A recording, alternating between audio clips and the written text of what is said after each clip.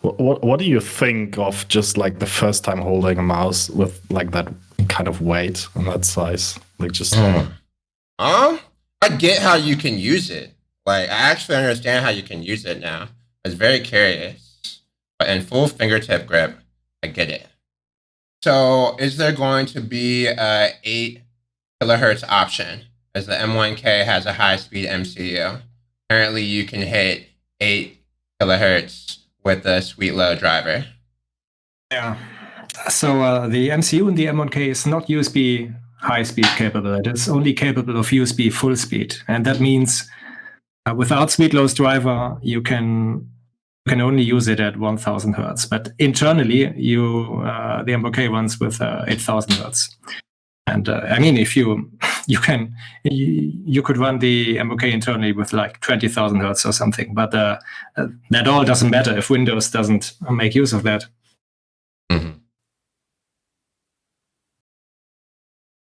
I wonder who came up with all that USB mess. Yeah. To this day, it just limits what you can do with a lot of things, like in mainstream especially. Like, because again, I'm working on a company that does mainstream stuff, and just trying to push like 8 kilohertz or something, it's insanely difficult, because you don't, not only do you have to convince like C level, you also have to like work around all of the limitations of USB and so on. So I'm pretty happy Razer does what they're doing with the like Avalon project.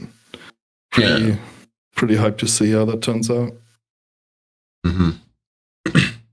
All right. So as a kind of like an icebreaker, me, Huddled, and Boardzy did this last time. So we're gonna start this time with games that you play. And then, what mice do you use for those games? And then, what is your grip? And then, what is your favorite mice for Ambi and for Ergo? And then, if you do video editing or any other like performance things, what mouse do you use for performance as well? And I can start. I play Kovacs. I play Diabolical and mainly arena shooters. The mice that I use for that. Generally, I'd say my go-to is the KPU or the Extra 5 M4. And what other games, if I'm playing with an MMO, like Final Fantasy 14, I will break out like one of those 13 button mice. I use one from Japan, from Elecom, for that. And then for productivity, I use the G604 and the G502, both the light speeds. That's mainly for the unlimited scroll wheel. My favorite mouse for Ergo is definitely the KPU, just my favorite shape. Probably followed by the MX518 shape. Then my favorite Ambi mice shapes, it's definitely the G303. Then if I had to put a second one, it would be like the ZA shape. And then if I need a third one, it'd probably be like the Steel Series rival type shape. But we rarely get that far in my Ambi experience.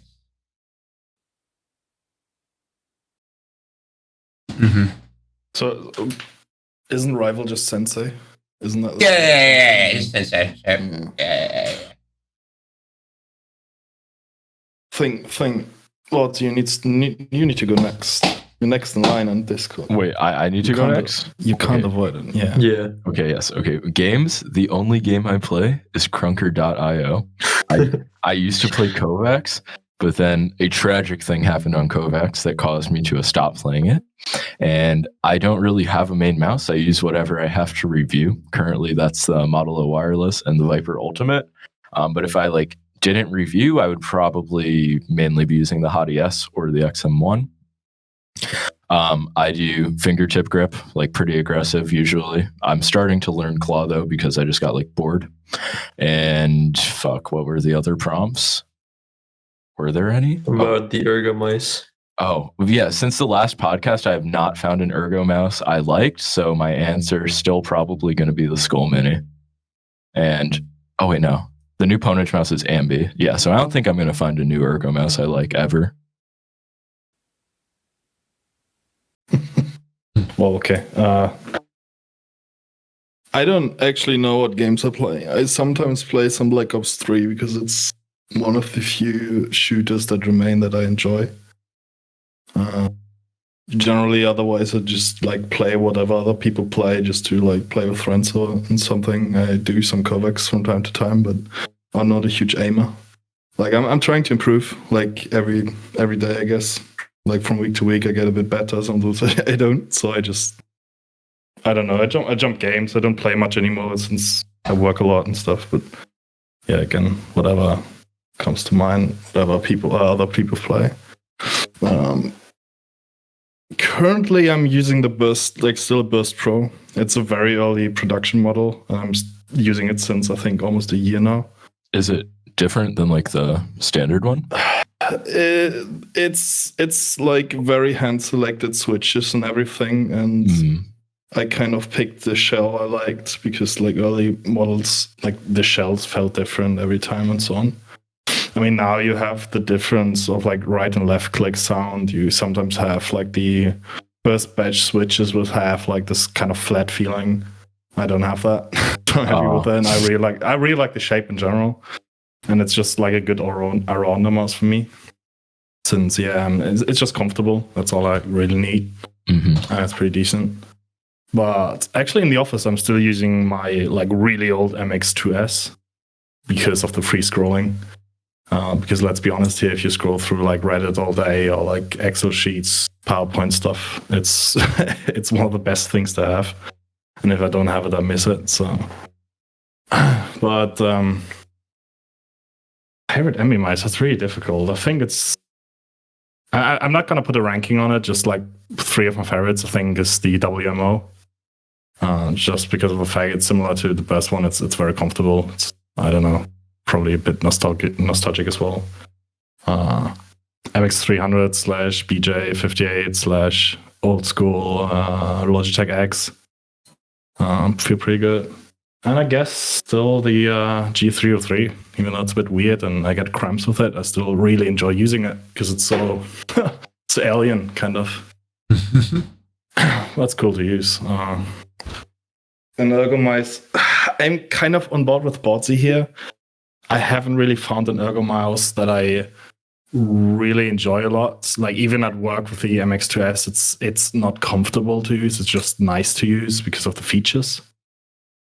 But I'd say like some of the better ones, like IntelliMouse Pro, like the new one, it's decent. It's not good for aiming, for me at least, but it's nice to use. Otherwise, I'm really not sure. I same as Boardzy. I really don't enjoy ergo mice so far. Like not a single one. I think there's potential there. Like obviously, it's the superior like way to make mice, but. Yeah, I don't know. I saw one question. Can I answer that real quick in chat? So the inconsistency between M1 and M2, I'm guessing you talking about the burst. I think it's just because of the way the shell works, because on the left side you have side buttons and they reduce the echo a bit, right? It's not about the switches or anything. It's just the way the mouse is built. And since the switches have a very specific pitch to them, you can very clearly hear the difference between left and right. And that's always why the left one sounds a bit more lower pitch than the right one. So yeah. Huddled, wake up. All right. So as far as games that I play right now, it's really mostly just like Kovacs, Aim Beast, Aiming.pro, all of the aim trainers really. And I do play a little bit of Crunkers still. In the past, I played a lot of like TAC FPS, Counter-Strike, but I never really got into Valorant. That came out recently. And then as for the mice that I currently use, usually it's just the Hot ES. Doesn't have the best QC, but it does feel super nice being a super lightweight mouse that I can easily claw grip. As for my favorite ambi shape of all time would probably be either the XM1 or the SteelSeries Sensei, because I used to main the DM1 Pro S for a long time. It was like the mouse that I mained for over 2 years back in like 2016. And then for my favorite ergo shape, it would probably have to be the KPU. I like the KPU a good bit. I used it for probably like 4 or 5 months. And the new KPU Ultralight was a lot nicer to use. The clicks felt better than my original KPU I had a year ago. And yeah, I mean, as far as ergo mice go, I don't really use them too much. I've never really mained one like a ton though. Okay. Just real quick, I think the main reason the KPU clicks feel better is just because of the plunger design. Because the CompuO I had like just plastic plungers with like a very thin bit hitting the switch, and the Ultra has like the plunger like probably everyone uses with the PTFE bit on the bottom, the square one. So it's they felt a lot crispier, so I was able to like click a lot faster. Mm-hmm. Yeah. Okay, my games are StarCraft and, funnily enough, Krunker as well. And I do everything with the M1K. And 20 years ago, when I played StarCraft, I mained the MS 3.0. And that is my favorite ergo mouse as well. And yeah, that's pretty much it. How does it feel to just main your own mouse? I mean, I'm also kind of mining my own mouse, but I'm also doing like a lot of other mice. But like you make a mouse and it's all you use. Yeah. What does it feel like? On the one hand, it feels good. On the other, you're very critical of stuff you made yourself. So I see all the little flaws and everything that could be improved all the time. So. How do you you have the chance to do so, right? You can improve it. Yeah. So that feels, of course, empowering. If I were to use any other mouse, I would do nothing but complain. Mm-hmm. What were you saying, Boardzy? Oh, like there's no scroll wheel or side buttons. Does that not get like annoying? Well, after 6 or 7 years, you get used to it. Wait, I guess.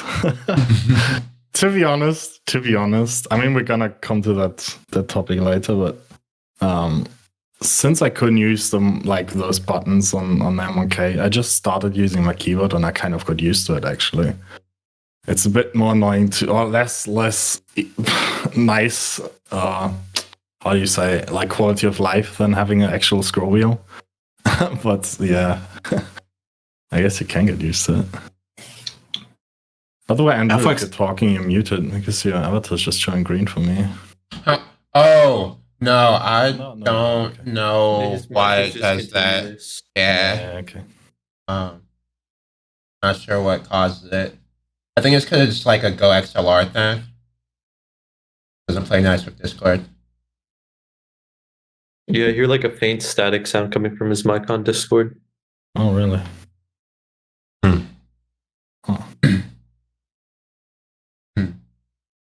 Weird. I don't think it shows up anywhere outside Discord, though.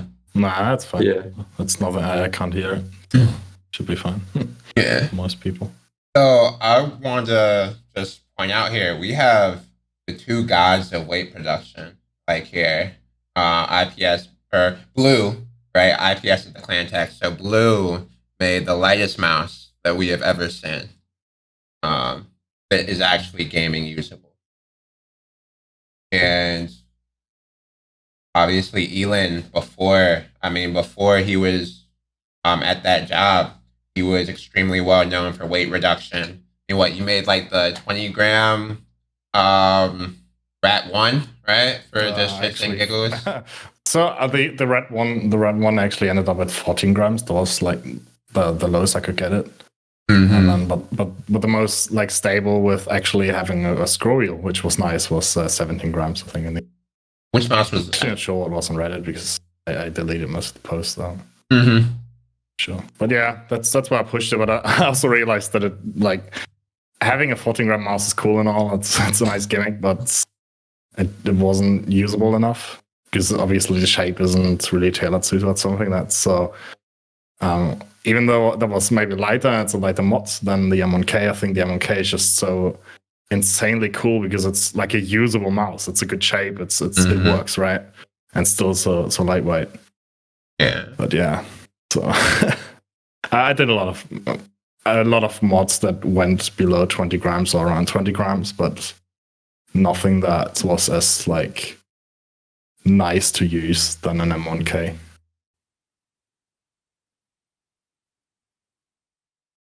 Yeah, so I wanted to ask you guys, what are, in your perspectives, the advantage of lightweight mice? And then also feel free to chime in, Boardzy and Huddled. So in my opinion, the advantage of light mice is that you can very easily accelerate and stop them because due to the low mass, you have very little inertia. And many people think that a heavy mouse is good for stopping, but in reality, all of that weight wants to keep moving, which is the inertia. So a heavy mouse really isn't easy to stop. And I mean, a big part of aiming is stopping at the right moment. And if your mouse is heavy, it's working against you. I think to add to that, you made a really great point. I think stopping it, like the micro adjustments, light mice are so elite for. And the only advantage that I think heavy mice really have is it almost smooths out your aim because of the inertia and the velocity that you get. Of course, it's a lot harder to stop. And I remember, if you guys know Aimer 7, of course you all know Aimer 7, he was talking about how Mongrel uses the G402. And you was talking about how he has great aim with it, but his aim's a particular way that the smoothness that he gets from that heavy mouse, he relies on for it. I think that's 7 was saying that he prefers like heavier mice in general, like 70 to 80 grams plus, and that he's an actually like 50 grams and below. He's an like the Hot ES and whatnot. Yeah, his favorite shape is the G Pro Hero or the G203. Pretty sure. I think combining that, like coming from a neutral standpoint, is like, yeah, lightweight mice give you less mass you have to accelerate and stop, but that requires skill. Like if you don't have that like basic knowledge of aim, or you don't have that basic skill, I don't think lightweight mice will do a lot for you. Because then they get hard to control, right? I think it's also why the mainstream complaints always like, yeah, I like a heavy mouse. I mean, I did a survey asking like 502 users like how much weight they actually use in the mouse, and most of them just put all of the weights in. I mean, to us, it's kind of a meme, or to most people, it's just a meme like the brick mouse, right? But so these people, it's like it's easier to control. That's the reasoning, and I think if you have this like baseline of skill, like this average skill in aim, a lightweight mouse you have to compensate for. So the amount of movement you have in your mouse in your hand is like much more than just using a heavy mouse and having it easier to start and stop. But I also think if you want to get better, you should get at least used to something a bit more lightweight, but you don't have to. Like I think like a really good aimer can use whatever mouse and aims good, but a lightweight mouse might make things easier at a very, very high level. But in the end, I think it's same with shape. It's just preference. It has like scientific things to it, but it's so small. Like there's so much diminishing returns.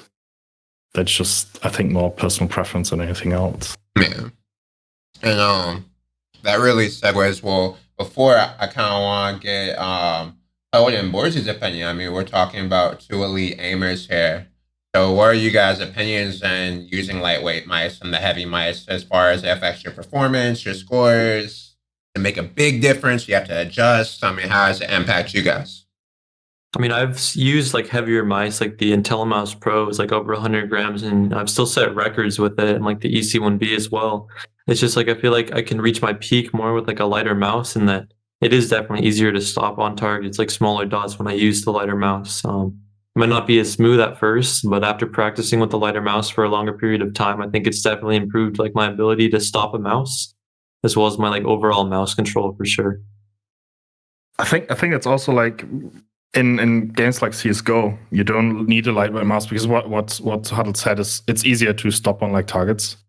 But in like slower games like CS:GO, you don't have to have that. You need a bit of aim, right? You need to hold an angle, you need to be able to react. But I think for that, a heavy mouse does the same thing as a lightweight mouse. But as Huddled said, it's just like it's opening up like way more potential with a lightweight one. You can switch targets faster and so on. I mean, I've used a ton of mice with like different weights, as we all have, and I just think after a while your hand just gets used to the weight, unless it's like extremely high or maybe extremely low. I haven't tried the M1K yet, obviously. But if anything's over 90 grams, it's basically just a pain to use, in my opinion. But for aiming, I feel like if you're between like 40 and 70, after a while, your aim's going to be the same. And like Elin said, is it Elin or Ellen? It's mostly preference. Both are fine. Both perfect. Both are fine, whatever. Yeah, and also lower weight, there is definitely less fatigue, but if your hand like cramps up because it's like an age shape, that's also not good. What I find interesting is always because I mean I'm not a good aimer, but I like to talk to good aimers because you can learn a lot.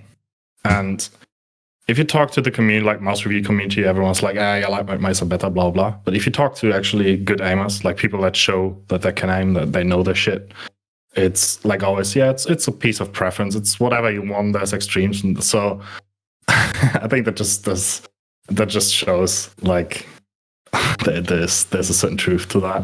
What Huddled said, what Boardzy said. Yeah. I actually The lightweight pad started with FinalMouse. They kind of made it mainstream. Yeah, so I think how that worked is FinalMouse didn't make it mainstream because they're not big. They were never big, and they didn't really leave an impact on the mainstream, but they left an impact on the niche, and the niche at some point becomes the mainstream if a trend goes on. So FinalMouse just like did a lot of hype and like with all these influencers. I think like Ninja was one of the bigger ones, right? And then it picked up in the niche. Like the mainstream knew about it, but they never understood they couldn't get the mouse, right? But the niche picked it up. Then there was Glorious, and I think Glorious was the ones that actually kicked it off into mainstream. Mm-hmm. Like they did it right. They did the marketing very well. They talked a lot about how does this mouse make you better, quote unquote, right? Yeah, and they actually stocked their product on like FinalMouse. Yeah, very true. I remember I went to like the FinalMouse like release event in like Santa Monica, California. I had to wait in line for 3 hours just to buy the mouse in person. I think that's when you kind of blew up because everyone was looking for the FinalMouse video. Everyone wanted to hear about it. The FinalMouse and the glide pad. And yep, you set the score. You set the score on with the FinalMouse glide pad on one of the Tower Frenzies, and all of your videos after that were like 5,000 and up. Yeah, everyone was asking me about my mice because I had the FinalMouse Air 58. You know? And kind of going into this, I want to talk about the G502 a little bit more. I had this interesting experience where I ran into, every time I go to Best Buy or Micro Center, I end up in the mouse section. And next thing I know, I end up like selling 5 people like mice, and it's a really, really awkward bad habit I have. And one of the things that I've noticed, well, 2 things. One, how companies like Corsair and Asus sell mice is because if parents are buying a mouse for their kid, they usually go with the computer parts. They're used to those companies for their computer parts. So it's like, I trust this company. I'm going to buy them this mouse. And then the next thing I noticed is that anyone that people have this like image that because I'm a big guy or I see myself as a big guy, I need a G502. Like I had to explain to this guys like, bruh, like I'm bigger than you. My hands are larger than you. You'll be no better off with that G502 as you will with any other mouse. But it was just switching from console to PC, just built his PC. And then I finally got him to settle on a Basilisk V2. Because he wanted that shape, but I got him to the lightest. I mean, he didn't even realize that his hand was big enough to hold a Death Adder. Like, he thought the G502 was for bigger people than the Death Adder. And it just talks about that mental thing. It's kind of like, not to be a little too off topic, but the Trojan concept, right? If you actually look it up scientifically, the Trojan Magnums aren't really that much bigger than the Trojans. But the difference in price is apparent. And it kind of has this mental thing, oh, if I wear a Trojan Magnum, then it makes me more of a man. And you kind of have that same thing that goes on with the G502 and with the heavier mice thing. If I have all the weights in, because I'm a big guy, it will make me feel more masculine. And I think that's really what we see there. Yeah, I feel like a lot of people go through that. Like probably roughly half of G502 users. Yeah, I think there's a bunch of people that have that, but I can't agree on that. That's a general like thing people think about, because I mean the average consumer age is like rather low. So I don't know. It's an interesting thing to think about. Yeah, like you train with your G502 with all the weights in it, and then you switch to like a FinalMouse Air 58. I don't think that's how Make yourself like mainstream things. It's not like Yeah, I don't think that's how far the mainstream things, because usually, I mean, it's part of my job to get behind these things, and a lot of the time the mainstream doesn't even think about why they choose the mouse. It's usually either because it looks cool, right, in a shelf, in a Best Buy, it looks good. It can be whatever, right? Or because they touch and it feels nice. It's the first mouse they touch and the price is decent, blah blah. Take it home, and they never think about it again. And there's these memes about like really grimy old mice people still use after 8 years, but that's just because they buy a mouse and they don't care about it anymore. Mm-hmm. And in the recent years, there's this trend that picked up where people, like even in the mainstream, thought like, oh yeah, there's a new mouse, I need to get that to get better. And all of a sudden, people think, oh, I need a new mouse to get better, but they buy this one new mouse and that's it. So maybe there's another release or something, but. I mean, I think Glorious did that. They released the Model O, right? And everyone was hyped. And they released the Model O Minus and everyone was hyped. They released the Model D, everyone was hyped. Like even on the mainstream. Because it's a new mouse and it's such a cool thing. But they don't think about how can this mouse make me better. They just think it makes me probably better. Yeah. There's not enough thought process going on to make that very deep. Mm-hmm. Yeah, I think that one thing we're going to find is that when companies start making higher refresh rate mice, like 8,000 hertz and, like the new Razer product that they have testing right now, people are going to think, I got to buy the 8,000 hertz mouse to get better and improve more. Yeah. Got to get that 0.125 millisecond. Yeah, Corsair does this thing where they market like keyboards and mice at like 2,000. 2,000 hertz polling rate. It's not. Keyboards. It's bullshit. It's not. Right, it's just blank pulse. That's all it is. Yeah. But it works. It legitimately works. We have influencers contacting us saying, "Oh, you also need to do a 2,000 hertz mouse makes me so much better." And so it's not even 2,000 hertz. But it's marketing. It's the same thing with DPI. Yeah. Logitech pulling the 25K DPI thing. It doesn't make the sensor any better. It made it worse. It's 5% error rate now. But DPI diversion, sorry, but it works. The mainstream sees big numbers, and that's all they need to see. That's all they want. That's all they will think about. Same with battery runtime. Series pulling the what was it like? Oh yeah, 300 hours plus. Yeah, I mean 300 hours plus on like battery saving mode and Bluetooth. That's not, you're not going to use that in gaming. Otherwise, it's 30 hours. But that's what people see, and they don't think more about it. So it works. Just big numbers all the time. Yeah. Did you guys see there was a recent as we go farther off script a little bit, did you guys see the Reddit article or the Reddit, I forget what mouse it was, but they were talking about how DPI became like a big marketing point. They were talking about how when the first gaming mice came out, they were only 400 DPI. And then eventually Logitech had one that was 400 to 800 DPI. And then the next company got up to 1600 DPI. I think it was maybe Razer or something. And really, it probably should have just stopped there at that point and no longer been an issue. But that initial jump is what got everyone to 25K. But this is like something that was being debated between like 19 90s and maybe like 2004, and all of a sudden it's just went off the deep end.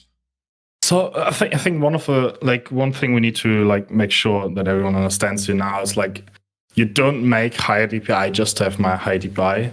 Having a better sensor with more, like, let's call it precision, automatically comes with higher DPIs. It's a resolution thing, right? If you have a bigger resolution, you have more accuracy and so on. So a newer sensor will always have bigger DPI. So this like, do we actually need 16K DPI? No, we probably don't. But it's there anyways. Why limit the sensor to like 800? Because in marketing it works, we have it, why not use it? Same thing with the 20K Razer, 19K 3370, 25K Hero, and so on, right? So we have that, why not use it? And then back in the days, it was actually like, 400 DPI, everyone had 400 DPI. There were a few with 800 DPI very early on. But the Razer, by the way, Razer were the ones that pushed it because that became a gaming thing. Oh, we have 1,200 DPI now. I think the Diamondback, what was it called? Yeah, there was a Diamondback at one point. Diamondback, yeah. I mean, it got an upgrade, which wasn't a big one, same mouse, but different sensor, 1,600 DPI. That was a big thing back then. So that's the thing Logitech is still doing today, for example. It still works. I think Logitech started it with a Wingman. I think that one had 800 CPI, and then Razer came out with a Boomslang that had 800 as well. I don't know which one was first, though. Logitech or Razer? Logitech was first, but they didn't push it as a gaming thing. Well, the Wingman was then the first gaming mouse ever. So indirectly, it then also pushed us. So you could say Logitech started it. Yeah, they started and ended it probably. So. No, I have a follow-up question off that.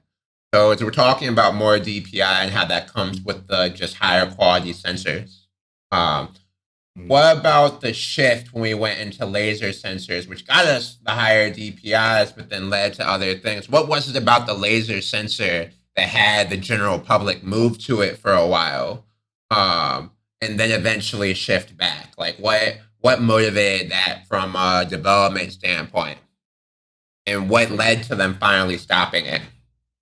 I think Blue. I don't know how far you've like seen sensors evolve, but do you actually remember which one was the first laser sensor or when it came out?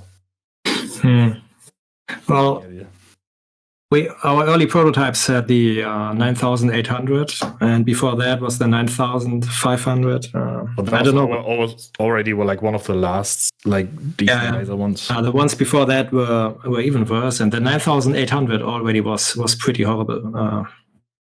Just horrible.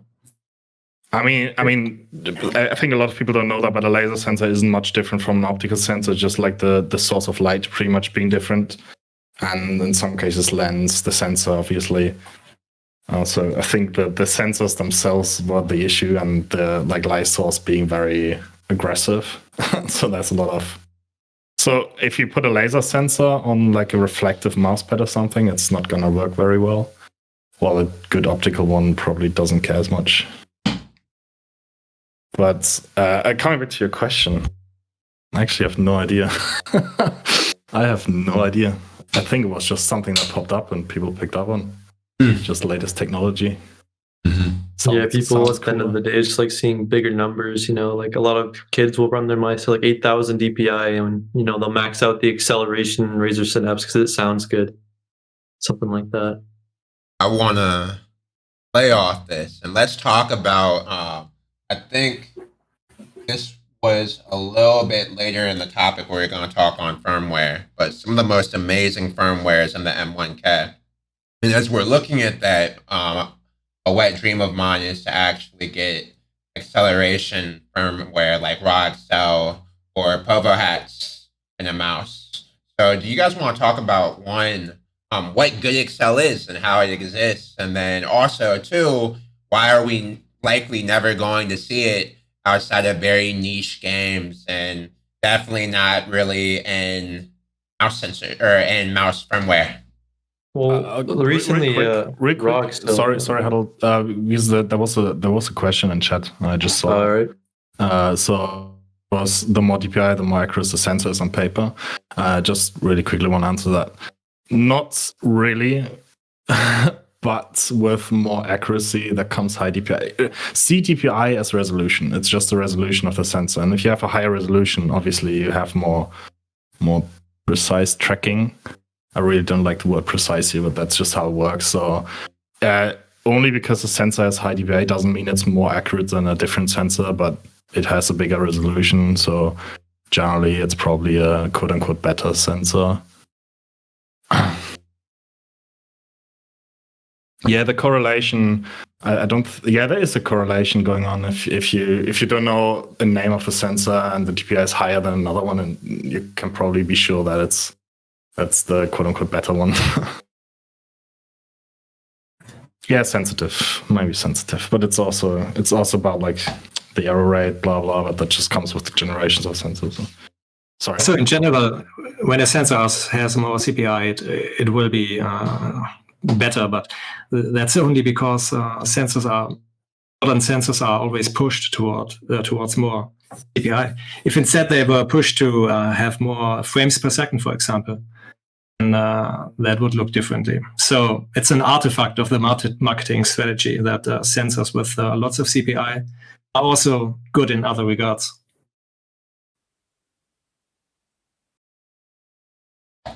Yeah, back to Huddled. Sorry. All right, so yeah, we were going back to like the raw Accel thing.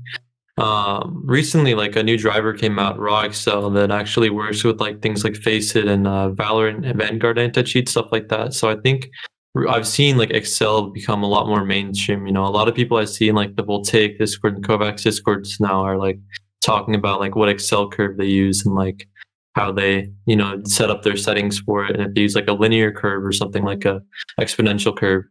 And I don't think it'll ever be in mice themselves, as like the mainstream consumer really isn't going to care about something like that. But the fact that we're getting like these drivers that actually work without like the Povo head software and stuff like that we can use in like actual esport titles that are supported now is pretty cool. So I have seen it like gain more popularity, and maybe in the future if it keeps growing like this. But for now, I only see it as being like a niche thing. I think it's not that people don't care. I think it's acceleration has a very bad reputation. It has a bad connotation to it. Yeah, like everyone people only know just told them to turn it Windows off. thing. Yeah, that from the CS days, the Windows acceleration, and there was this time where marketing always went like, yeah, this sensor has 0 acceleration. Mm-hmm. So I think we need to differentiate acceleration from acceleration. On the one hand, you have like sensor-based stuff. The sensor like accelerates further than you actually move it. That's just something you don't want. There's the Windows acceleration, which just doesn't work. But then there's also, as pointed out, the raw Accel. Shoutouts to Kovac, by the way, which actually works. Mm-hmm. Like with the good Accel curve, you're able to, you know, take the advantage of both higher and lower sense. So you can still do those micro corrections at like a more precise level. When you need to do those fast, like 180-degree swipes, you're able to just swipe your mouse at a smaller distance and still, you know, cover the distance you need to move on screen. Do you actually use like Accel and like? I don't right now in Kovacs, but I've tried it before. I haven't tried the raw Accel though, but I was planning on trying it, you know, soon. I actually used Accel for quite a while because, again, as you said, it gives you a benefit of lower and higher sense. And I always, before I started to get into this whole, like, how do you actually aim topic, I was always struggling to find my, like, sensitivity, which now just I don't care much about anymore. But you get, on the one hand, you have this really high sensitivity benefit without actually taking your...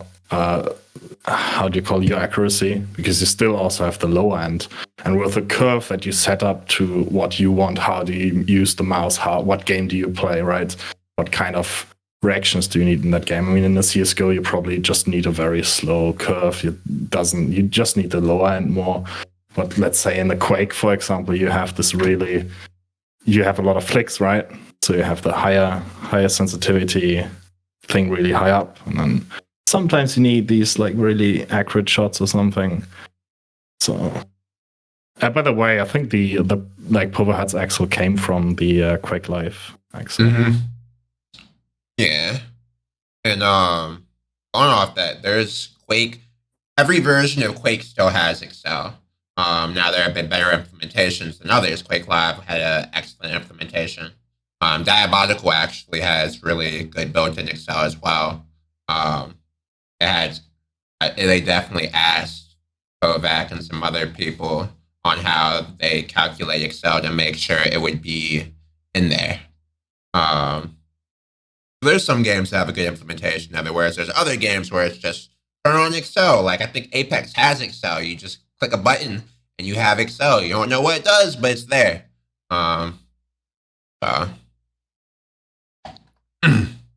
Yeah. For the record, in StarCraft, acceleration wouldn't be that useful because there's the movements you do in game are mostly all of the same speed. So there's no long range sniping in StarCraft. So that would be pretty useless. It's also only 2-dimensional movement. I think Yeah, I've tried acceleration for like 2D aim with stuff like Osu and like Aim Booster, and I just didn't perform the same with it. I don't really see the benefit for 2D aiming. If you have multiple like screens, you have to get across. It's nice to use. But for actually like aiming on a target, I don't think it's as good for 2-dimensional. Yeah, maybe except you have an aim game where there's a combination of really large targets and very small targets. Potentially. I used to use Povo Hats Driver in Crunker, and I really liked it because like I think my graph went from like 34 to like 21 cm. So I was like basically playing mid sense and high sense, and it was like just really nice. It made like turning around a lot more convenient, like Huddled was saying. But I eventually turned it off. I feel like a lot of people just try out Accel, even like it, but then they just stop using it and go back to a normal. I think everyone, to be honest, everyone I talked to. There was a lot of people on my server who, with me together, tried out Accel and tried out different curves and stuff. But like everyone I know just stopped using it after a while. I think it's just because it's something that benefits you and it's nice to have, but it's such a niche thing. So you feel sometimes, at least for me, it feels weird to use it sometimes, not because it's difficult to use or something, but it's just, I don't know, it's like being the weird one in class, right? On the other hand, also, it wasn't supported by a lot of games. At least the Provides one wasn't supported by a lot of games. Now we have raw Accel, which didn't really take off yet, I think, which is supported by more games. So maybe that brings it back a bit. But I don't think people that tried it before will come back to it and try it again now. I was actually talking to a pro Quake and Diabolical player, if you know the name, we were talking about Accel and using it for other games, and like he was talking about how he used Accel and like Diabolical and QC because it's built into the game. So if he's going to land, he can use it in the game. But he said it's so frustrating because when he plays other games, he can't really use it. It's like if, let's say, by some chance you get good in that game, you're not gonna be able to. The question is, would you be able to take raw Accel and use it at land? If you could get a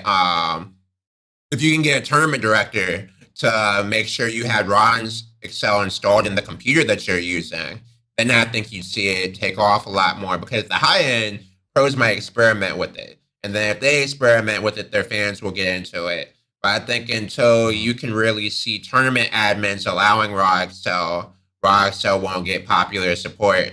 And the only way it can really get is if it convinces more game developers to build it into their game. Which is why I feel like either the game developers have to build it into their game, or it needs to start getting built into mouse drivers. Because if it's built into the mouse driver, okay, as long as I use this mouse and take it to land with me, I'm good. I don't even have to worry about it, So yeah, that's a good point. Yeah. So for the M1K, it doesn't have acceleration features included out of the box, but since the firmware is open source, you can of course set up your custom acceleration curve and implement it. The Mega MCU we use in the M1K is more than capable for that purpose. Now, I have a follow-up question then. Do you think the M1K would be allowed if it got widespread support among pros in tournament competition? Because in being open source, wouldn't there need to eventually be a tournament driver if, let's say, it got picked up by like Overwatch League pros or something random like that? Because or is there anything to stop it from being abused and then like installing? I mean, people have talked about how it happens more often than people think. Where people, once they learn how to, you can get someone to install it in your install like a cheat into your firmware, depending on what mouse you're using. Is that like a risk? Well, you can hack every mouse. You just have to remove the USB-A plug and then install a custom USB-A plug with an ATmega MCU, for example, and then install your firmware on that. And you can do all sorts of crazy stuff. In a tournament competition, I'd say it's for the M1K it would be pretty easy. You would just have to flash the firmware to the standard firmware out of the internet. And that way, it would be ensured that the standard firmware is running. Good to know. I think I'm not 100% sure how like big tournaments work these days, but like back in the day, what pretty much most of the time happened was just like some guy checking your PC, what software do you have to install, blah blah blah, check your mouse in general, does it have any weird buttons or whatever, right? Okay, you're good. And I think with an M1K, since you don't have software, right, and it's just a mouse, it's a weird looking mouse for most people, but it's just a mouse. I think you can just go with it. Nobody would care. Again, I'm not sure how it works these days, but maybe there's some also, just a little follow up for Overwatch League and to an extent contenders. What they will do is when you get to your tournament, they will actually buy the mouse for you. So you'll get a fresh copy of your mouse before each event. That way they know that you're not modding it or anything. Yeah, that's what Fortnite did. Yeah, I remember. It was all Logitech. Didn't even get to use their mice. That's crazy. Yeah, because they didn't like have Model O's on hand. So if you used a Model O, you just got like a fucking G203 or something. It was really I remember that was like on Twitter. I mean, I follow a few people that just retweet stuff about it. And a few months ago, there was this whole drama about Fortnite forcing people to use a G502. Yeah. I can follow up on that. So during the early days of Fortnite, I used to coach someone who played in the fall skirmish, like the first big Twitch tournament.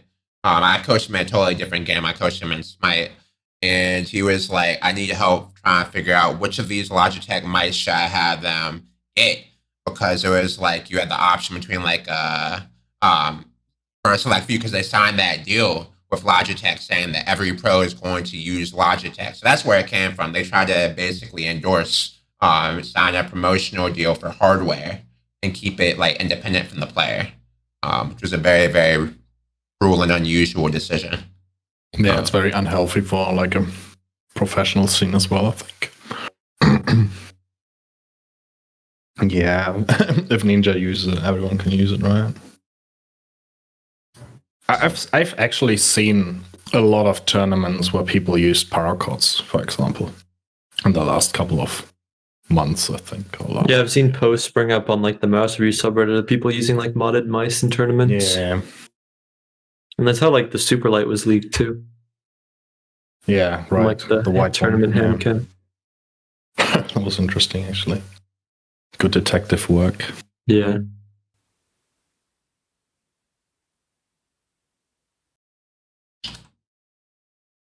Okay. Something in chat I wanted to follow up on. Yeah, go for it.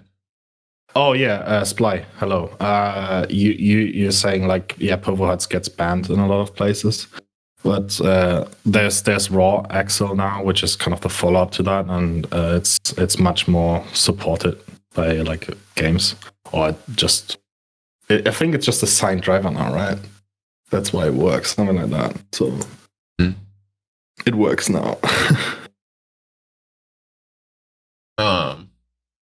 So kind of going back to some of these topics, what do you guys think of the architecture of weight reduction? One thing that I've noticed that Elin's really known for, and also Blue, is when you look at their PCBs and you look at how much weight they shave off through the PCB, or you look at like things like the KPU and how even though it has a cover, there's so much weight shaved underneath. What do you guys say from like a mouse design? The architecture needs to be done to actually get these mice. I mean, a lot of companies you see, they just focus on holes and holes and holes, and that's just how they're shaving their weight.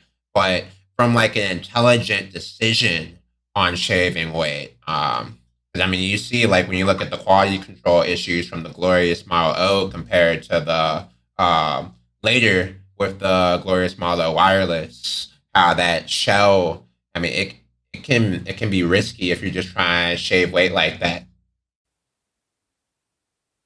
I think I need to break one dream here right away, because a lot of people will say like, oh yeah, companies should just make mice the way modders make them. But you need to keep in mind that these mice come out of like a tooling. So, and in order to come out of a tooling in the factory, it has to have a certain shape. You can't have extremely bent parts. You can't have very small parts in the middle or somewhere, because a tooling is two halves. Like you put plastic into these two halves, and you need to be able to just take them away, and the plastic part should just fall out. There is certain tooling parts. What are they called again? Like there's tooling parts you can move inside of the tooling. That's how you get, for example, the holes in a I don't know, Model O. There's just like this part of tooling that just moves in, creates these holes, and just comes out, so the part can fall out of the tooling easier. One extreme example is like the Naga Pro. What is the Naga Pro stock? I think like 116, 120, something like that. And my Naga Pro is on 79 grams.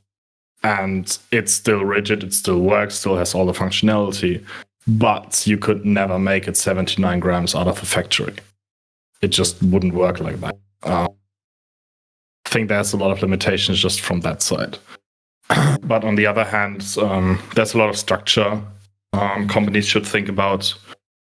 There's a lot of design choices when talking about PCBs, for example. Like a PCB that's 2 millimeters thick is much, much heavier than a PCB that's 1 millimeter thick, right?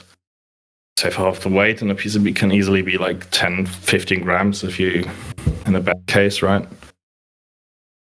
So, Yeah. I mean, I think Blue can talk about that a lot. The PCBs are surprisingly heavy. I mean, they are made of FR4, and so it's glass fiber with epoxy resin, and the glass fiber density is just off the charts. It's really high. And even the M1K PCB is, I think, 7.7 grams. And our PCB is 1.6 millimeters thick. If we reduce that down to 0.8, we would instantly save like 3 grams. Yeah, I mean, you also... It's 6.8 grams. Even. Yeah. Yeah, we didn't do that because we were afraid the button feel could suffer. If your PCB is too flimsy and you push down on the button, it could be really bad. So we stayed on the safe side and went with 1.6 millimeters. But you can do other stuff to get the PCB's size down, like smaller traces, smaller capacitors, smaller resistors, smaller MCU. And that stuff also helps. Optimizing in general, just optimizing like how parts are put on a PCB in general. If you look at a Logitech mouse, they do it pretty well. There's still a lot of space in between. I mean, because a lot of the times, I mean, it's assembled in China. They have limitations unless you want to pay a lot of money. But it's sometimes if I open a mouse, I start crying because I see how badly the PCBs are done. And it's just one big part. It's so easy to fix. I mean, easy, quote unquote, but it's such an easy fix, and nobody really does it. So I was really, really hyped when I saw the M1K PCB for the first time. Just it has whatever it needs to have, and that's it. There's no blank PCB on there really. It's a PCB for the sake of putting components together and connecting them. That's it. Well, there's a little bit of empty space, but well. Yeah, I mean that you have to have some traces and stuff, but it's still very optimized, in my opinion. And you need to have the PCB certain size and shape to connect it somehow and to have some sort of functionality besides just being a PCB. You use it for rigidity. You need it to maybe connect like some parts together. Have you experimented with like a thinner PCB for like the Zonkanig? Like different prototypes? Yeah, we have. And it like felt more flimsy, or? Haven't made up my mind. Well, if you ever need to get my opinion, I'll do it. Like, what's the lightest prototype you've made so far? So we have a few that are below 20. I don't know, maybe 19 or 18. We are planning the M1S, and that one will be below 20. That one will have a special PCB that will be smaller and probably thinner. And I think we will increase the layers. So the M1K PCB has 2 layers, top layer and the bottom layer. And what you can do is you can put layers in the middle. And we will put 2 additional layers in the middle. And you can put traces there. And that means you can put traces from the top side down in the middle layers. And that way you can achieve a smaller PCB. That's much more expensive though, right? It's a bit more expensive, yeah. But in general, the bare PCB is like, if I would order 1,000 M1K PCBs, we would pay like, I don't know, maybe 40 or 50 cents if it's a 2-sided PCB. And if you increase that to 4 sides, I estimate the cost would be like 70 cents or maybe 65. Yes, so it's definitely more expensive, but it's just cents. It will not be more than €1 for sure. It's so fun to hear that because I mean I can't talk about how much our mice cost on one side. Like hearing someone say, "Okay, 30 cents is nothing," I'm like, "Okay." I mean, I'm happy if I can shave off 5 cents here. For us, it's nothing.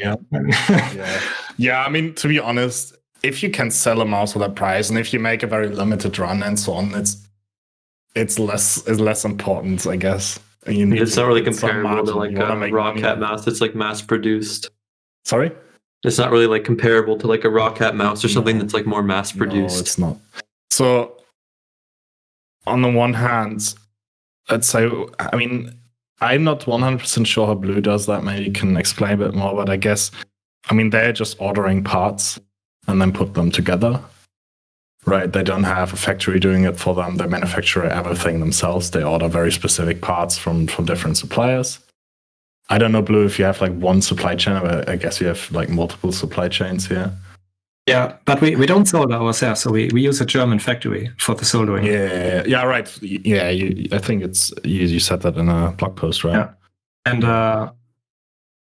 the sensor, for example, I order myself because the German factory has never heard of Pixart. So if I would tell them, please order the 3360 for me, they would say, what? But the other components, they order themselves. Okay.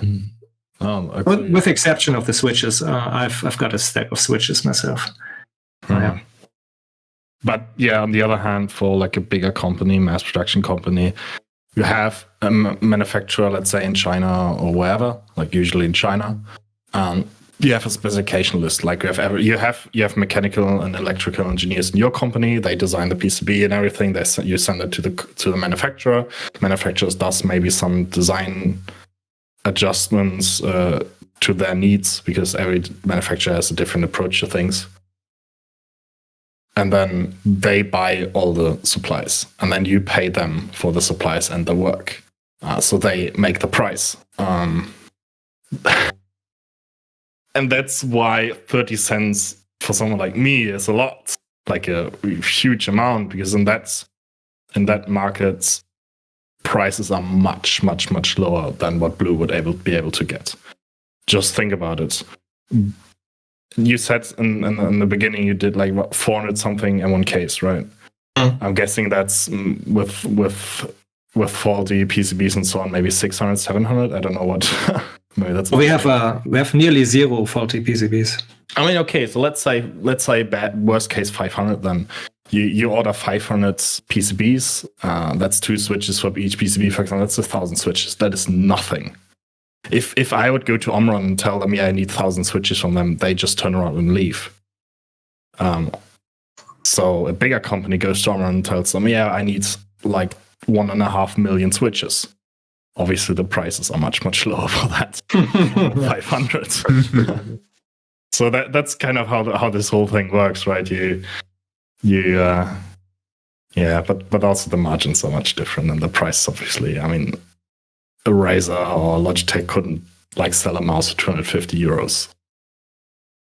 Whoa, well, in limited release, they can. I mean, the G Pro wireless, like pink versions, These colorways. and all of that. I actually own the pink one. I managed to get one from the One drop. bell as well, like Now it's like- 150.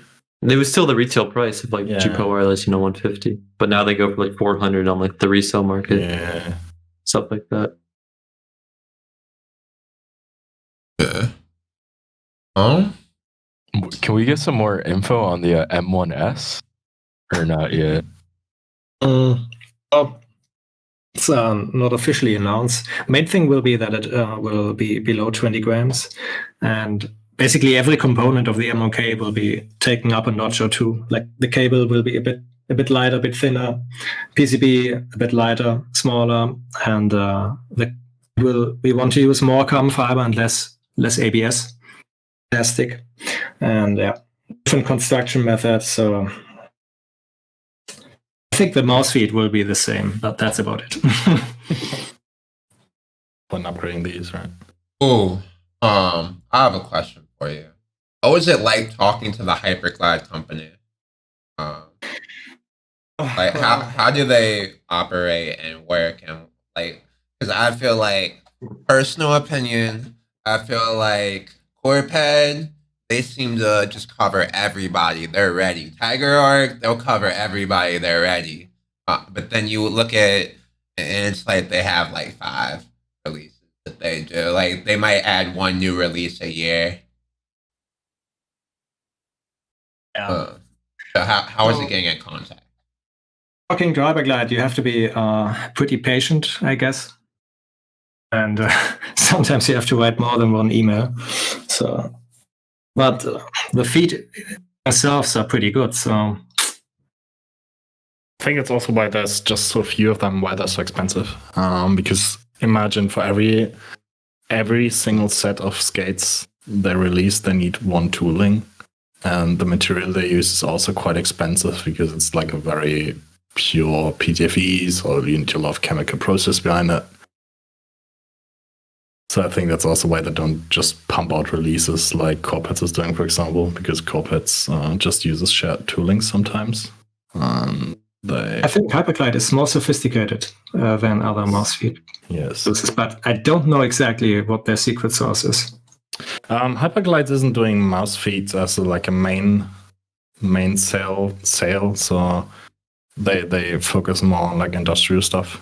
So they know how to do that shit, and they know it very well, but they don't know how mice work. So they know how PTFE works. They know how like friction and everything works, but yeah, they definitely know that trade. Okay. Next topics. I'm thinking, what are you guys' thoughts on grip style? And then, of course, this will go into the idea of fingertip, as we have like the king of fingertip mice right here. Boardzy, do you want to start with that? Sure. I think that every grip style is okay aside from palm. And I mean, I feel like between fingertip and claw, just like do whatever feels natural. And I feel like it's just, once again, it's preference. It's how you like personally pick up a mouse. And that's perfectly fine, once again, unless it's palm. But I don't like have any like controversial thoughts on grip styles. That's surprising, but yeah, fair enough.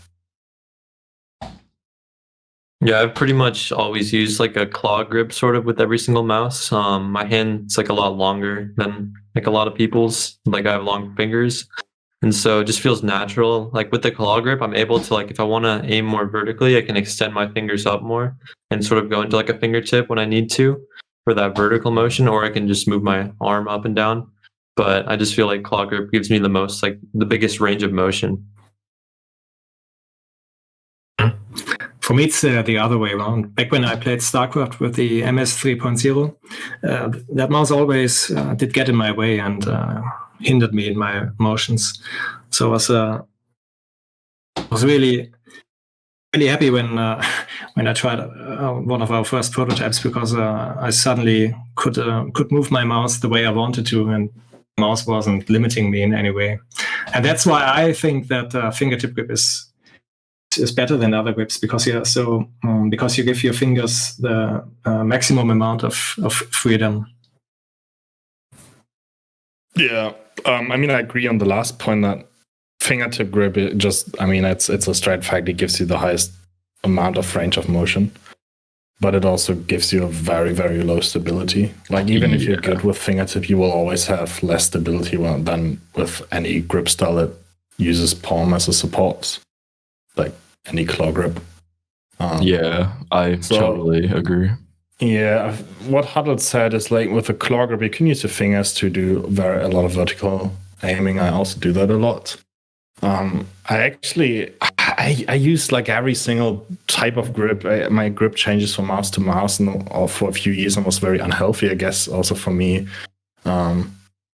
Because you get used to a mouse, then you change mouse, and then you need to get used to the mouse because you don't use the same grip style with that, blah blah. And then a lot of people started talking about how fingertip grip is like the go-to grip style for good aim. So I forced myself to use fingertip grip for a while. I used the M1K, or bought the M1K, and I just learned that it's just not working for me. I need the stability, so I went back to claw, and it just solved all the issues I had with fingertip grip. But I still use fingertip in the vertical movement because it just gives you this range of motion there.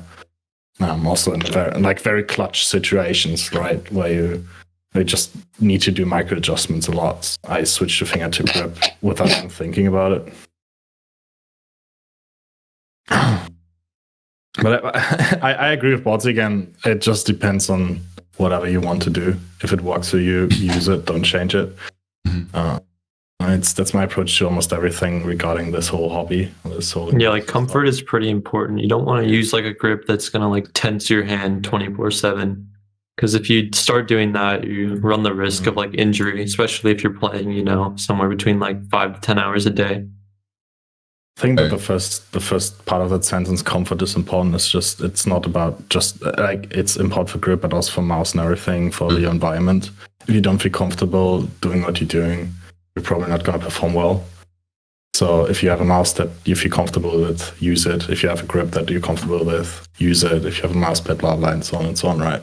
Yeah, that's why you see some like pros have some like really weird and insane grips, with how they angle their fingers, and it's just like what's natural for them. It's what they've used. If it works, yeah. It's also why I'm not a fan of this whole, I need to get a new mouse because I heard mine is not good enough, or blah blah. And in the beginning, like 2 or 3 years ago, I used to tell people, okay, what's your grip style? Okay, you should use this mouse. Now it's just like, pick a mouse that you're comfortable with and go with it. It's going to be the best mouse for you if you're comfortable with it. If you're not comfortable with it, change your mouse. Same with grip. If you don't feel comfortable with your grip style, try something else, right? Yeah, I mean, Huddled probably gets way more than I do, but I get DMs from people like asking, like, what grip style should I use? Like, it's just so weird. It's like so personal. Like, I have no idea how this person grips their mouse, and they expect me to tell them like, oh, play fingertip, you'll aim insanely. Yeah, I get a lot of questions. I'll have like a hand cam on a video, and they're like, yo, how do you grip your mouse? Or I'll be streaming, with the hand cam where they can see, and they're like, how do you grip your mouse? So it's funny. Yeah, I think that's also, I mean, you're both influencers. I'm just going to call it that. It's a shit word thing, but you're both influencers in one way or another. And I think people just look up to people like you. And I mean, Boardzy does reviews, right? So he must know everything about mice, and he must know everything about like everything regarding it. So he also must know what kind of grip people should use. At least more than Rocket Jump Ninja. Yeah. Okay, I'm not gonna say anything about that because I'm gonna get in trouble here. But I mean, for Huddled, for example, I mean, Huddled is a name god, right? So people are probably just okay. If he aims good with that grip style, I need to copy that, and I'm gonna aim as well as them. So I think it's also why people just copy pros, whatever mouse they use. There's these websites like listing the equipment and sensitivity of pros, and people I see people every day in the mouse review being like, oh, this pro uses this and this sense, I need to copy it. How do I get the same sense in this game? Like, just why do you think about it? Just do whatever you want to do. Like, coming back to this like comfortable thing, like just do whatever you feel comfortable with. Just don't think so much. Once you get on that thinking game, it hits a dark place. That's the only thing I don't like about Accel is you can just min-max Accel into the moon. But I always, when I recommend mice to people, I usually say, what mouse do you usually use? And I just say, this is either a clone of this or a refresh version of this that just has at least a better cable, and maybe more balanced weight or better just out of the box. I usually try and just keep people with stuff that they're familiar with rather than leave them to something that's just completely alien. So. Yeah, I think that's a good approach. Like, just to be safe and make people buy something they might not end up liking. We have this grip style chart. I think most of you have seen it. Hectic made it a while ago. I think it's wonderful. So what he did, just to explain it, basically, I mean, we always talk about claw grip, fingertip grip, palm grip, but there's much more to it. Because, as you know, a claw grip for one person might be different for another one. Everyone grips like a bit different. So he kind of split that up into 7 categories that just cover everything a bit better. And that's what's used currently on Mouse Review to make people, or to explain people what the grip style is and help people like to choose a mouse that fits that grip style. So I like that approach. Obviously, it's not the best one because the mouse in theory suits you doesn't mean it will be the mouse for you. But I think that's already a start. And coming back to the topic about grip styles, I think it's also important to keep in mind that, again, a claw grip isn't the same for everyone, for example. Yeah, and when I was talking to the people at Vaxi about the NP01, they said that they thought a lot about like the angle that you actually grab your mouse at. So there's like just so much more to it than like, oh, X hand size, X grip, this is your mouse. Like a Rocket Jump Ninja's website. Yeah, there's a lot to it. There's a whole, I mean, you can always go deeper, right? Yeah, there's always more to it the deeper that you go. There's a lot of science behind it as well. Yeah, like people came up with these things like the perfect ratio or whatever. It's supposed to be like half the distance of your hand or whatever it is. Like 3/5. Like 3/5, something like that. I don't understand. I think in the end you just need to try out mice until it fits. Yeah. Or you're just you people like Soundkönig Pros, right? And you just make your own mouse. You can do that as well. The 60% rule. The 60% rule. Like the width of your mouse is supposed to be 60% of the width of your hand. I think at one point he switched to one using like your finger. Like, interesting, the approaches. Yeah, the 3-finger rule. Yeah. What's the 3-finger rule? I don't look at his videos often enough to remember, but he had like maybe a 3-month stretch. Or it was like if you put 3 of your fingers on the base or something. That's how you know if it's like wide enough for you or something. Yeah. Just sounds way too simple to actually work. Yeah. By the way, I just read chats about the mouse review thing. I got banned, I think 3 times by now from mouse review, but I'm still back. I'm just like the recent few days haven't been active. But wonder if I'll ever be let back. Hectic is also not banned. Hectic, But did you get banned from the Yeah. no, not from a subreddit, from the Discord, only from the Discord. Oh, really? Yeah. Still, though. The first time was actually, what was the first time? I don't. I used to do like a lot of selling or trading on mouse review, and then it got like outruled and then I made a joke about it, and I got banned because obviously people thought, oh yeah, he's selling again. So that's fine. I'm fine with that. I have no idea what one was actually, and the third one was like there was the subreddit. There's the subreddit with like very dark memes, like very dark stuff. And we were in voice chat just spamming in the voice chats channel some of these memes, and one of them was about like George Floyd, and I just got banned. So that was a bit bad. But I took a break after that for like 2 months, made my own server, like, which is like pretty cool now, and then just came back. Some dumb stuff. I got banned because what was I doing?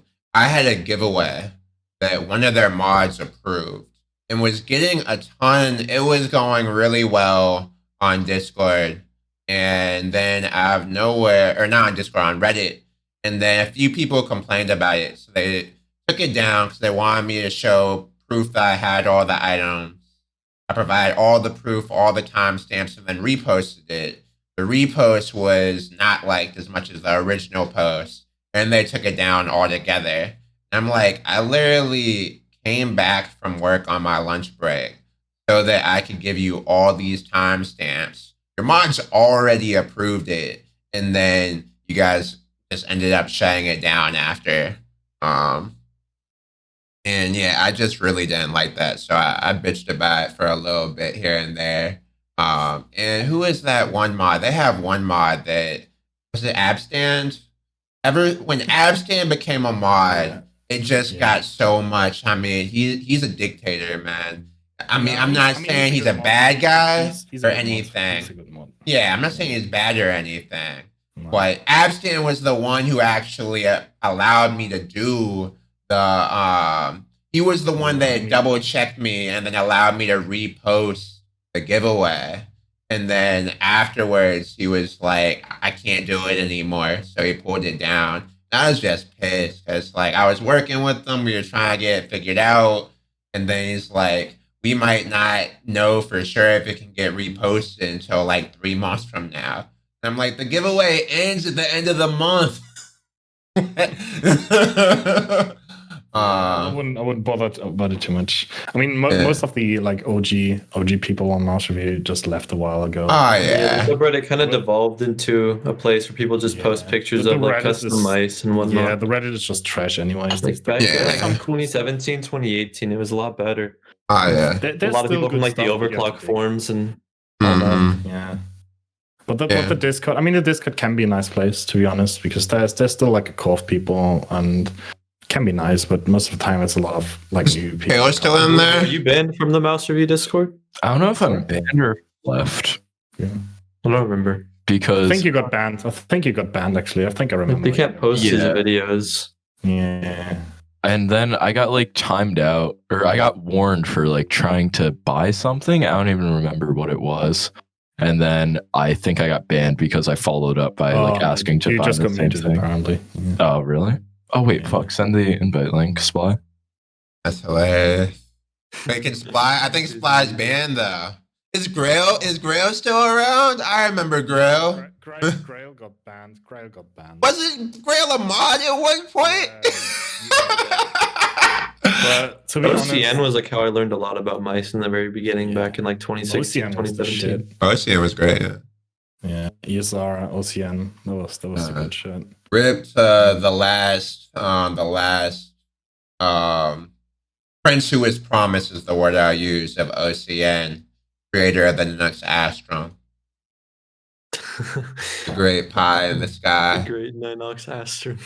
The Astrum was supposed to come out. It was like the things, the Half-Life 3 memes of like the mouse and arena FPS community was, which is going to come out first, Diabolical or the Astrum? And we have the answer to that question. And Half-Life 3 came out before both of them.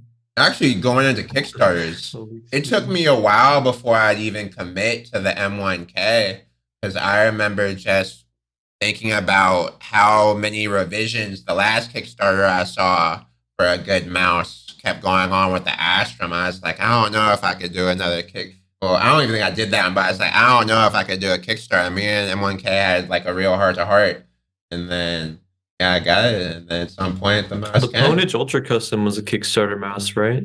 I think Yeah, that one did fairly And well. it's but for that one, it's just OEM, so they can't do Yeah. much wrong. The OEM shell, I but kind of feel bad for the whole Astrum thing because I mean, I don't like the design, but fuck, that mouse could have been good. But Mhm. yeah, I don't blame the guy. I don't remember his name. I can't blame him. BST. Yeah, he did get a successful Kickstarter out before. I remember that.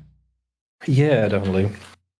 He's also like one of the most transparent people I've seen on Kickstarter. Oh yeah, for sure. So, I think that one problem though was he always provided updates on OCN, but never really sent out updates to the Kickstarter people.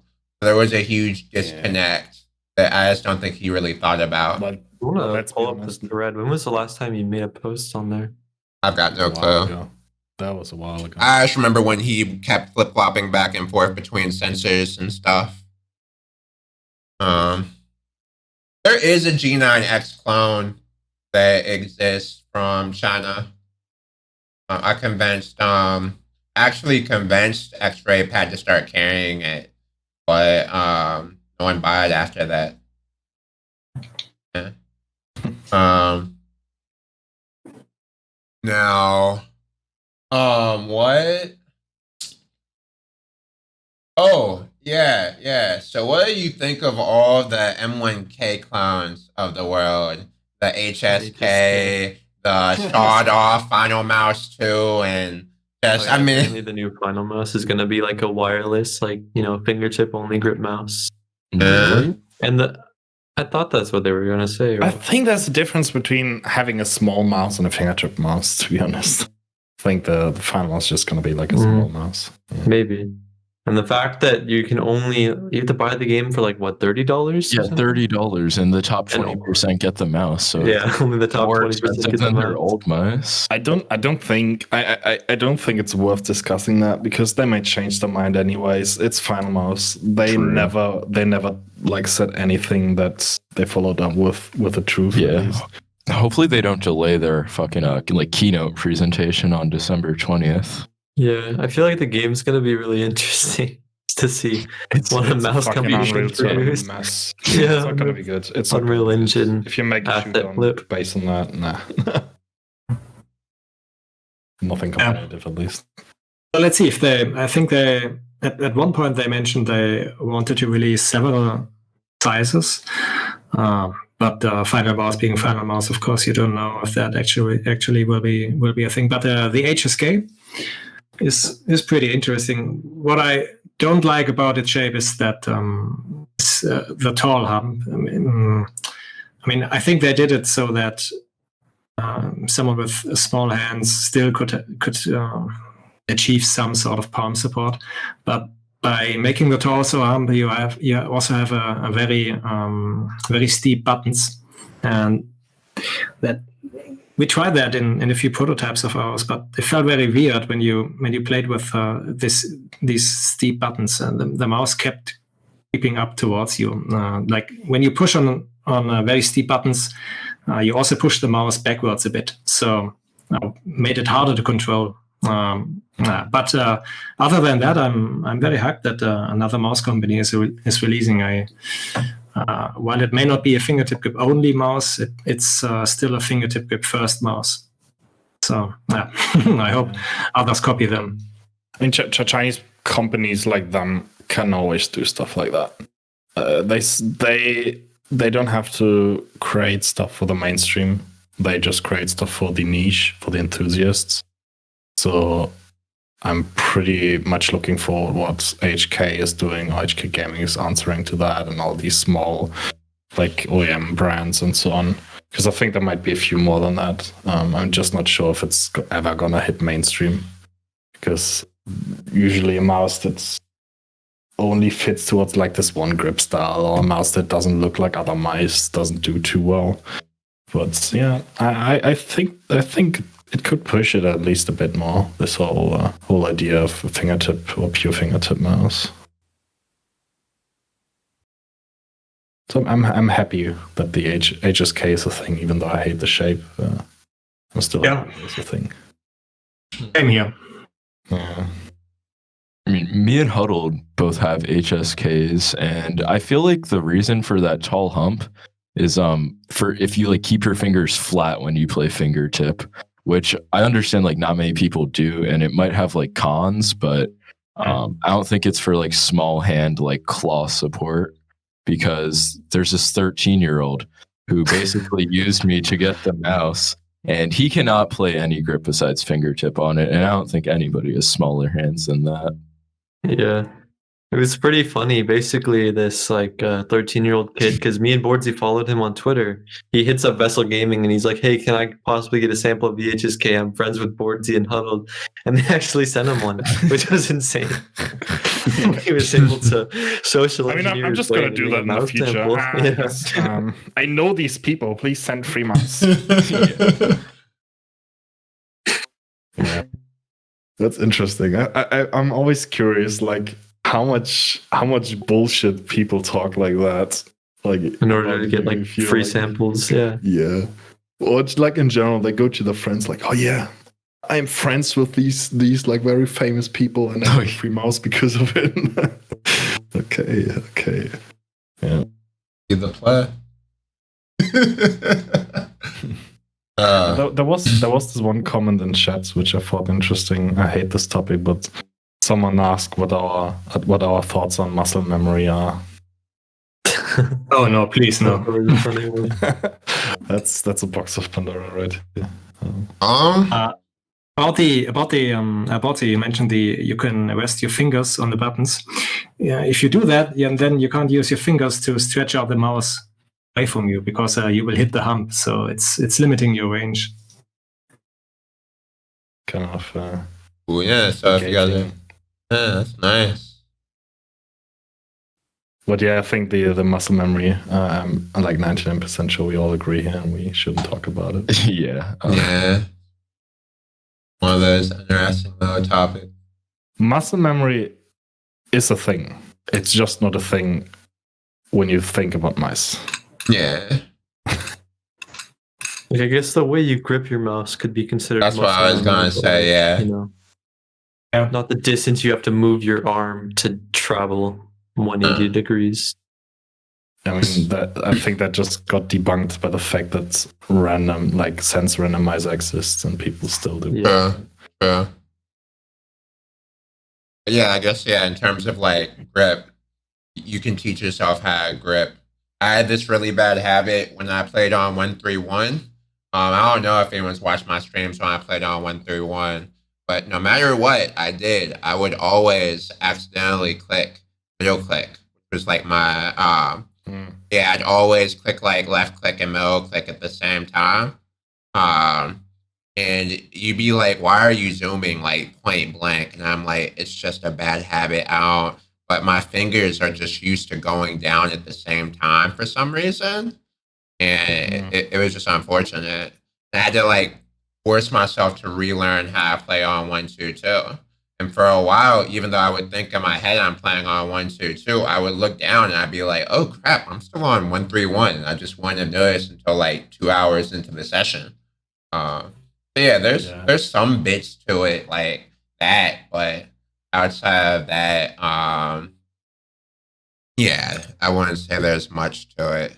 It kind of like the same way, like, right, if you're playing basketball or football, your jump shot's muscle memory, right? Now, making sure it's the same distance every time, that might not be, but making sure the form's right every time, that's muscle memory. The same way, like, maybe how you hold your hands and things like that. It has to involve, like, the actual, like, muscle placement. Like, that you can put into muscle memory. But, like, outside that, you're kind of, Yeah. I think basic, like, form and... that's probably as far as it goes. But anything dynamic doesn't have anything to do with like muscle memory. Yeah. Maybe like how you reach your fingers on your keyboard. Maybe, but then there's the question: is it habit or is it muscle memory? There you go. You know? So one comment here was that like this one guy said like this hump on the like an HSK helps them to have the mouse stable because it's so light, and I think you just need to like train to have a stable hand, right? If a lightweight mouse, you can't have a lightweight mouse stable. You just need to train it. You need to learn it. I mean, I did something pretty crazy because I just like crazy things, and I just I used a waxed or polished hard pad, leg zips, and like I think a cane was it back then on 3 centimeters, which is like very high sense. And I just played with that for like a few months.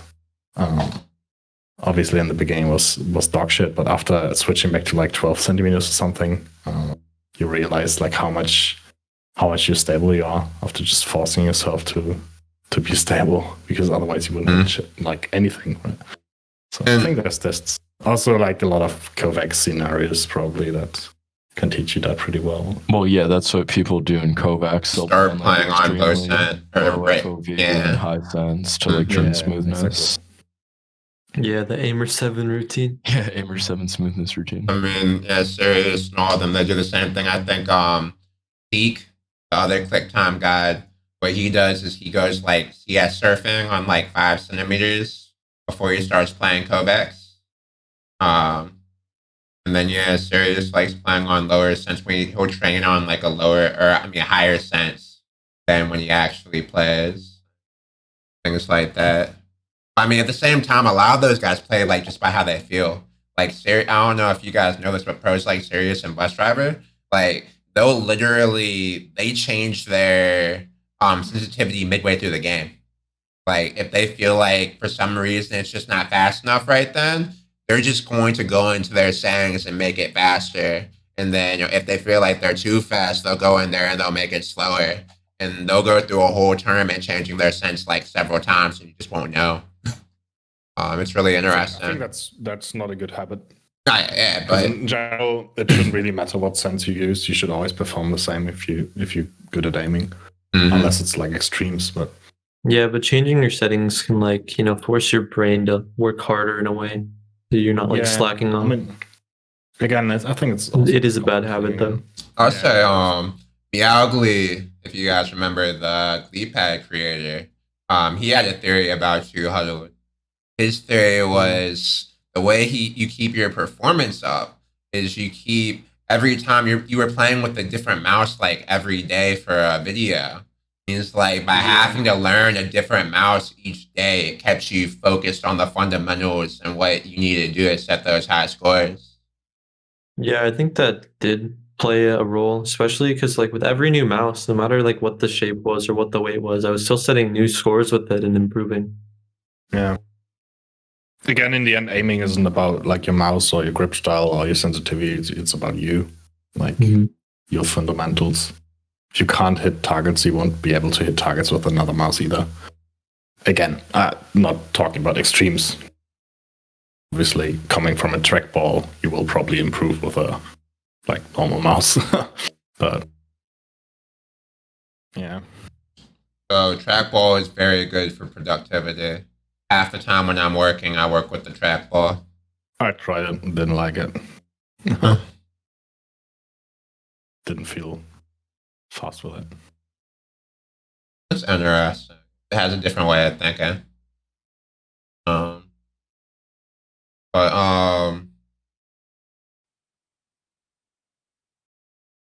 Okay, yeah, let's go to the big topic here. What are you guys' thoughts on the scroll wheel and side buttons? I know Boardzy's talked about how for Fortnite players, side buttons are crucial.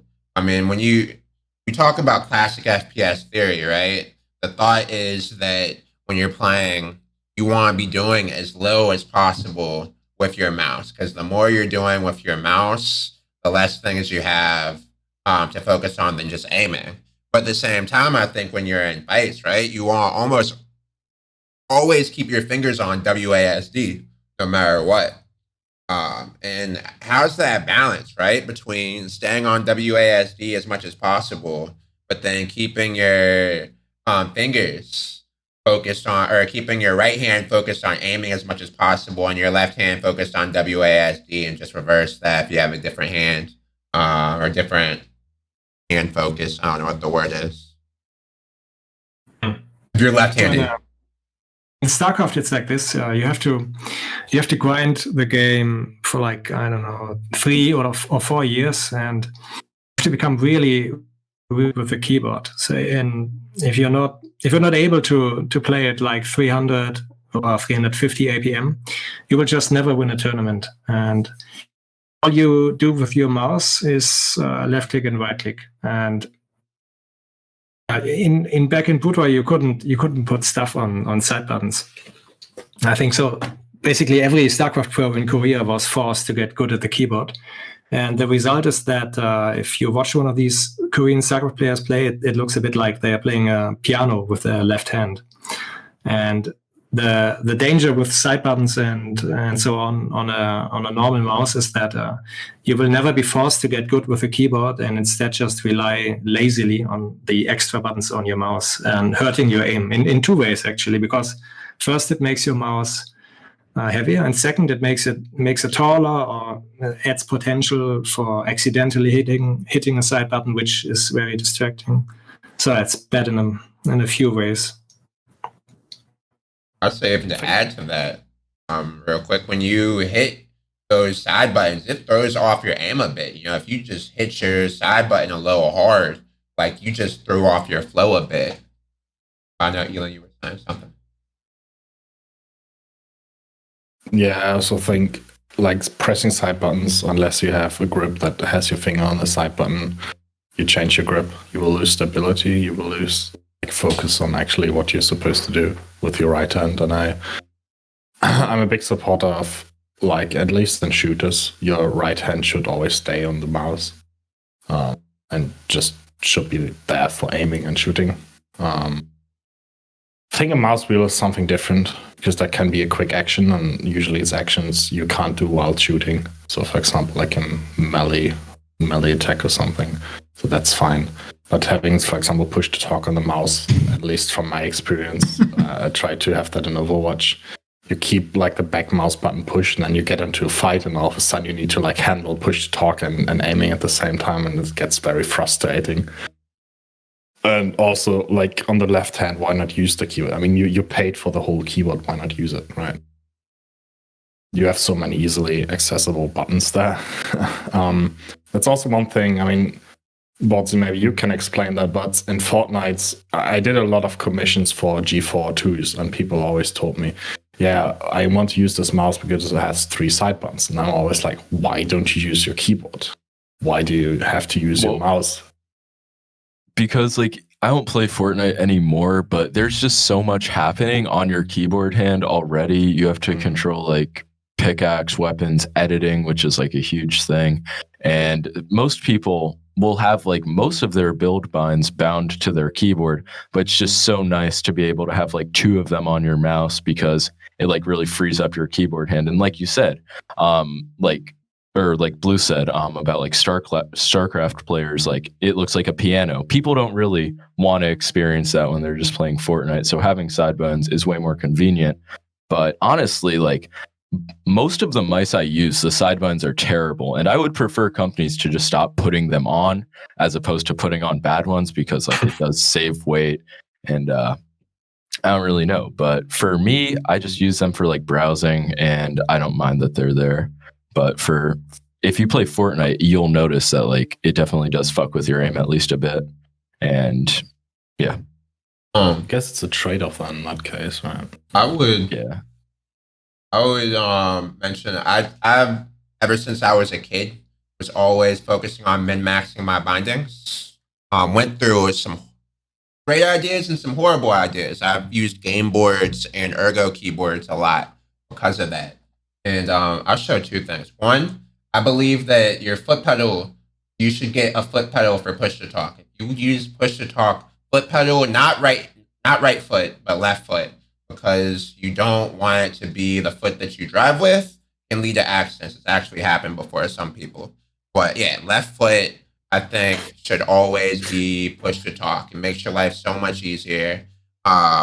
And then also ergo, I'm gonna show you guys my keyboard layout for a second. Imagine you just start talking in the car and you decide to floor it because you're so used to having it. Yes, someone crashed like that in the States. No. To be honest, I mean that sounds like a joke, but I can actually imagine that happening. Yeah, I can see that. It did happen. Yeah. I'm gonna show this keyboard, and I'm gonna show if I can pull this back enough. Is that a shit amp right there? That is. We'll move some of the stuff around so you guys can see. There's some things that I like doing. Wait, what DAC do you have? I don't have a DAC. I use my mixer. And then I use the amp. I guess I couldn't show it. But yeah, so if we're looking at something like this, right? Imagine there's a right-handed version of this. So you would have your fingers on WASD, but then you have 6 buttons for your fingers right here, your thumb. And I think that's a very underrated ability.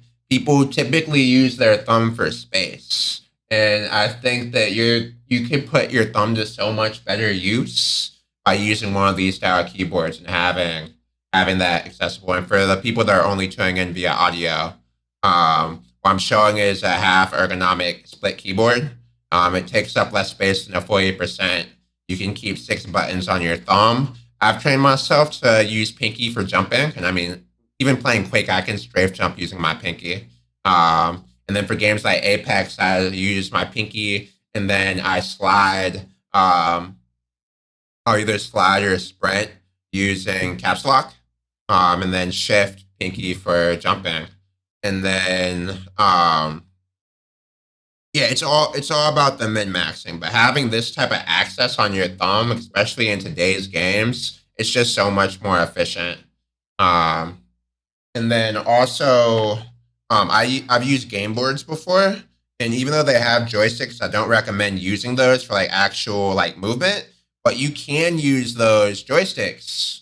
And a Gameboard's like a half keyboard that has like 20 keys, maybe 21. And then it has either arrow keys. Yeah, so I use a Gameboard, and it has 20 keys that I use for my normal movements. And then I have each arrow key assigned to a key. And then the 2 buttons available for my thumb, which still gives me the 6 keys. As long as I can have 6 commands on my thumb, I'm happy. But I think that's a good way of min-maxing. And then having... but I think the only keys that really, I mean, you can use side buttons, but depending on what mouse, like for example, with the Basilisk, I hold it, depending on what game I'm playing, I can't, depending on what game I'm playing, I can't, what's the word I'm looking for? Depending on what mouse, yeah, I can't use the side buttons properly because they're all laid out differently on each mouse. So on some games, if I'm using a certain mouse, I have to assign the keys to something else. I can't focus on aiming or even moving while I'm doing certain things with that. But when you have it assigned to your keyboard, it's just so much simpler. I just think I think people need to get more familiar with ergonomic split keyboards. Especially because they take up even less space than a 60% or even a 40% for that matter. So it's just so much more. You can be so much more productive with them. I think I'm on the very other end of that because I don't think you need the amount of space, and it's still like nicer to just use the keyboard you used to because I mean typing on it, blah blah. So I would say like most people are probably just fine with that and don't want to learn something new. But I'm also, I mean, I used to play Guild Wars 2 for like a few years. I'm not going to mention the hours I put into that game. And since I played it like on a very high level, you had to have everything on the keyboard, like all the skills. There's not as many skills as World of Warcraft or something, but you have like 10 to 15 skills. You put it on the keyboard, and I just got used to using the keyboard for everything. So I don't think I use like side buttons at all anymore, unless I'm like browsing or working or something. But even then, I usually use the keyboard more. So I think it's companies are not gonna remove side buttons because most people still want them. But if you wanna get more out of your like, or what Andy said is like Andrew said is like you should get more out of what you have. You should make more out of what you have, or even get something like a gamepad or whatever you feel like you need even more productivity or more abilities with your like just one hand. I don't know. Just use whatever you feel good with. Yeah, of course. Not everyone. I use a Kinesis for work, and because of that, I already have an affinity. So much makes your life so much easier. It's life changing. It's literally life changing how much easier it makes it. But of course, it took a long time to learn. It took about maybe a month or maybe two to 4 weeks to probably learn how to use it properly. But once you learn it, I mean, you don't forget. On the topic of optimization, what do you think about like tweaking your windows and like reducing background processes, etc., to get like better mouse input and input latency in games? Like optimizing your OS. Probably depends on what your part of it probably depends on how strong your computer is to begin with. Like I mean, I have a 2080 Ti 9900K with like 4000 RAM. And my other one's a 3900X. But there are certain things, right? You should turn hardware acceleration off on your other application. You should having too many Chrome windows open is probably not a good idea. And it's kind of like the same thing that you notice like when you're doing video editing. When I made the videos, right? If I'm trying to render the video or I'm upscaling the video and any of those long processes, I mean, you need to turn everything else off. So depending on what you're doing depending on the specs of your computer and how high the process that you're using is, you definitely need to think about min-maxing your processes and different things, right? I've heard different people talk about how different RAM latencies can have dramatic improvement. But if you start getting into overclocking, right? Overclocking is one of those things you could be spending a month on. Like min-maxing these processes, some of the stuff's already readily available. But as you get more and more into the minutia, like this is long term. I mean, you're probably setting aside 2 weeks to focus on this. So you're just paying someone to try things that work at least for their computer and they're hoping will work for yours. You know? So I mean, there's some things to automatic. A few days when I got my new computer, you know, like tweaking the operating system and overclocking, finding the right settings that would work like with stability on my new computer. I think one important thing is there's some like very basic stuff, like again, not having too many Chrome tabs open. For example, if I'm working like on a casual work day, I need about 60 to 70 gigabytes of RAM. Just for working. Obviously, you don't want to do that when you're playing a game. You just want to like have everything basic open, if anything. But like this in-depth tweaking for like mouse latency and everything, I think it's very overrated stuff because for 99% of all people, this won't matter. Like even 20 milliseconds, or maybe it's a bit much, but like 10 milliseconds of input lag, I'm pretty sure most people won't even be able to notice it. Yeah, the main thing I just wanted to do is like to be able to hit a more consistent polling rate, because in games like Krunker, where it's like sort of tied to your frame rate, or like, you know, how like in Krunker or Boardzy and IPS Blue now, how if you use like a polling rate that's too high, you know, you'll get this like polling rate skipping issue. And I just wanted to be able to like use the 1000 hertz polling rate on the game. Yeah. I think that's just some basic things you should do. Yeah. But yeah, well, like Huddled's totally gone off the deep end with like PT. I mean, not that much. I just followed a couple guides. I measured it on latency mon. I debloated Windows 10. I did all that. Yeah, I mean, there's you can just download some registry entries. You can just double click and it debloads Windows, and there's easy stuff to do. There's a YouTube channel called, what is it called again? Like low Freedy? Low Spec Gamers or something. Oh yeah, Low Spec Gamer. Insanely cool channel, by the way. He Yeah, does there's a lot bunch of stuff like for- YouTubers who sell PC optimizations now. It's like, Yeah, a lot of I it think you can that's- just find all do that that, information for free. but- yeah, I don't think that's Yeah. worth it, but because most of the stuff is very. Because all the Fortnite kids are buying it, and they're like, "Oh, Yeah, yeah, 700 obviously. FPS in Windows creative mode." PC, yeah, Windows PC is a very, very basic operation system. It's very easy to, as soon as you understand how it works, it's very easy to look through what does what and what actually, like, quote unquote, bottlenecks you. So, Yeah, just do your own research. Please don't just pay someone to do that. Yeah, because they charge like Well- $100 for one session. Yeah. And there's Disable everything that's made by Microsoft. That's not Windows. Yeah, you just go to your Windows services and disable all the unnecessary things at startup. Mhm. And then there's, I mean, that's really easy stuff, and the other stuff is like, if you really wanted, you could try something dumb like Razer Cortex and just kind of min-max to the things that you like. I mean, even that for like a low-end machine can give some sort of gains.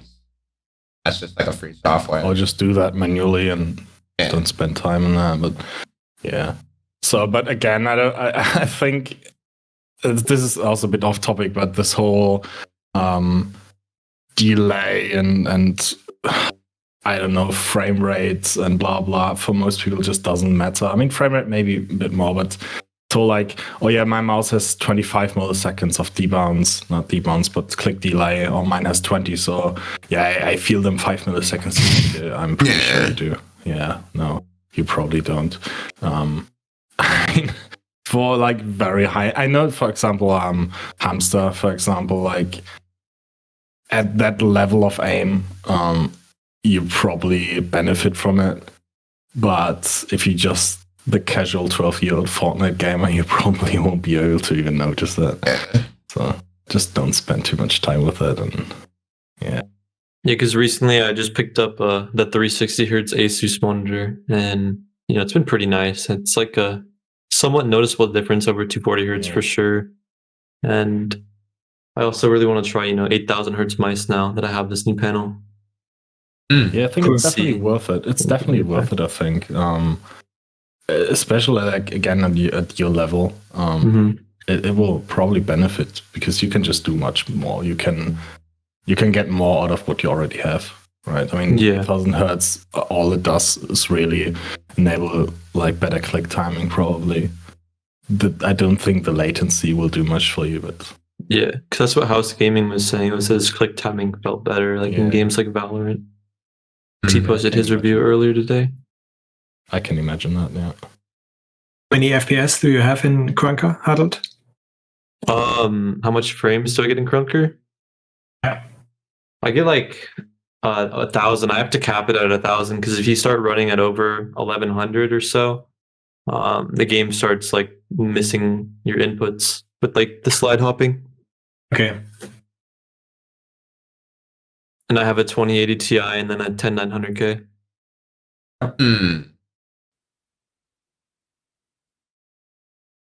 When did you get the 2080 Ti?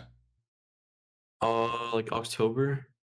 I gotta You hold got on it to like right before or right after the 1070 or the 30 series was the announced. 30 series was like already out, but it was like impossible to actually get your hands on. Oh yeah. And I needed a Yeah. computer. Yeah, And I got like a decent deal on it. Like the whole computer itself was like $2,400, like shipped and built to me, That's not bad at all. which is pretty good. I got to pick out all the specs too. Like, had a guy that did it for me. Yeah, that's not bad, especially considering they did it all for you. Then Yeah. shipped it where it wouldn't get destroyed. The last time I built like a new computer was what three years ago or something. I'm still running that. Yeah, because the last one I had built Starting was to about crack. 4 years old. I just it's time to really don't upgrade. want to spend money on computers like these days. Like everything is just expensive, hard to get. Like it's crazy. Just like trying to get a graphics card it's absolutely. Yeah, it's like not even like everything's probably about the same price as it was, but it's just so much harder to get now. There's so much more demand for all these parts. Actually, if you Germany, think about it, it's especially bad because Germany just I feel like has so many like what is it called like Bitcoin miners and stuff. Like just looking at eBay. Hog up all the GPUs. Yeah. I'm happy with my system, and it still works, and it still somehow runs. So probably not gonna change that anytime soon. But. Yeah, because like when I moved, I didn't bring my old computer. I just had a laptop I was playing on for a bit, and then just decided to get my new computer. Yeah.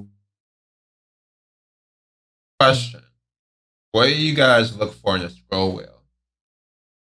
And like, what do you look for in terms of gaming compared to end performance? And Alps. That's all I look for. Yeah, I really like the Rocket scroll wheels, to be honest. I'm not a huge fan of the Zowie ones. They feel too like rough. I like the smoother, but still with the defined steps, like the KPU. Yeah, the Black Alps is a pretty damn good encoder. Especially like, I mean, at Rockets, they get looped or like oiled in factory. So they just feel nice. I think the people that don't like it say it's not tactile enough. But what I like about it is like on slow, if you scroll slowly, you have very defined steps. And if you scroll fast, it's just smooth. Yeah. That's what I really It's like has the best of both worlds, really. Yeah. I mean, same with the, what is it, TDC 104 or something. It's like this Alps clone. The floating encoder, so not the PCB mounted one. Same thing. I would just want a wheel that feels good. If a wheel doesn't feel good, I'm not going to use it. Like, I'd rather use a keyboard instead. So, for example, like a Zowie mice, right, with the goddamn optical the ball EC2 thing, stuff like that. Yeah. I just don't like when scroll wheels are like too thin. I like having like a large portion of my index finger resting on it, and I just don't want it to like feel loose while scrolling. I really like tactility. So something like, I don't know if any of you guys tried the HK Gaming Naus M, but it had like the worst scroll wheel I've ever used. It was just so loose and so thin. But basically, I mean, I don't do like too much browsing and scrolling, but if it works, I'm usually fine with it as long as it's not like terrible. Also, I don't care about the sound at all. Like some people complain about the Zowie sound, but it's pretty nice after a while. Yeah, the Zowie scroll wheels are pretty loud. Yeah. Yeah, but it's like crunchy. You kind of start to like it. I never liked it, but I never think I. Like I use the scroll wheel a lot when like browsing on the desktop and like Chrome tabs and all that, but I very rarely ever use side buttons. I mean, 90% of my time of the day is work, so I use my scroll wheel a lot. I actually had a scroll wheel die on me because I just life just ended for it. So I just like nice scroll wheels. If you spend most of your time on a scroll wheel, you want to have like a nice feeling one. So I think my MS 3.0 scroll wheel died on me. So the mouse didn't, left click didn't die. I mean, inside you click really insane amounts left clicks, but what actually did die was the scroll wheel because I was browsing too much, I guess. Yeah, I mean, scroll wheel encoders actually can die pretty quickly. I mean, it's just like metal rubbing on plastic, and at some point it's just gonna end itself. So. Yeah. I'm looking forward to good optical encoders. Yeah, and in games like CSGO, someone in the chat says like using scroll wheel for jump. I did that a lot too in Counter-Strike. And I still have it in Valorant. Just because it's something I've been used to for like the past 6 years I played Counter-Strike. I feel like scroll wheel in games is always trying to find like a way, a reason for existence. Like people put jump on it or whatever, use it for speed. I think people in like Fortnite use it to like reset edits and stuff. Yeah, don't they, Boardzy? Down, resets, edits. It's like a built-in macro, basically. Yeah. Scroll up and scroll down or so clutch. Yeah, I don't know if it's Doom Eternal or the 2016 Doom, but one of the speedruns just got broken by abusing scroll wheel, because you could, I think, put jump on it, and if you scroll fast enough, and you can just stack the jumps onto each other. I think scroll wheels are just there to not be a scroll wheel. But yeah, in games like Minecraft, people would like optimize their clicks by like binding left mouse button to scroll wheel. So every time you scroll down or up, it would register as a click, and you can get up to like 20 to 25 CPS that way.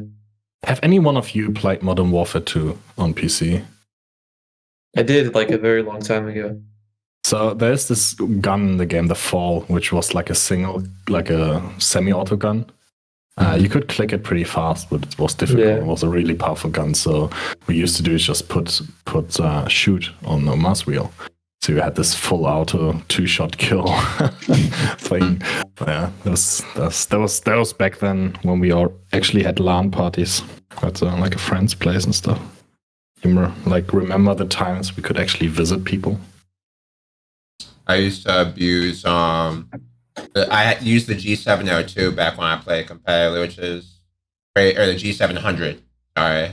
And the G700 was kind of like the 502, but wireless.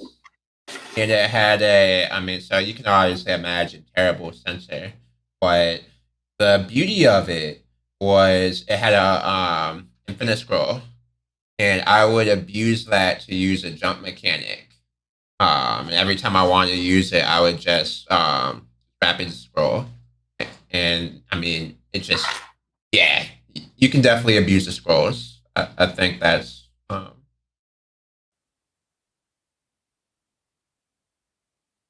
I wanted to talk about, I'm curious what you guys' thoughts are, cables and just cables in general. So I'm looking at this cable, for example.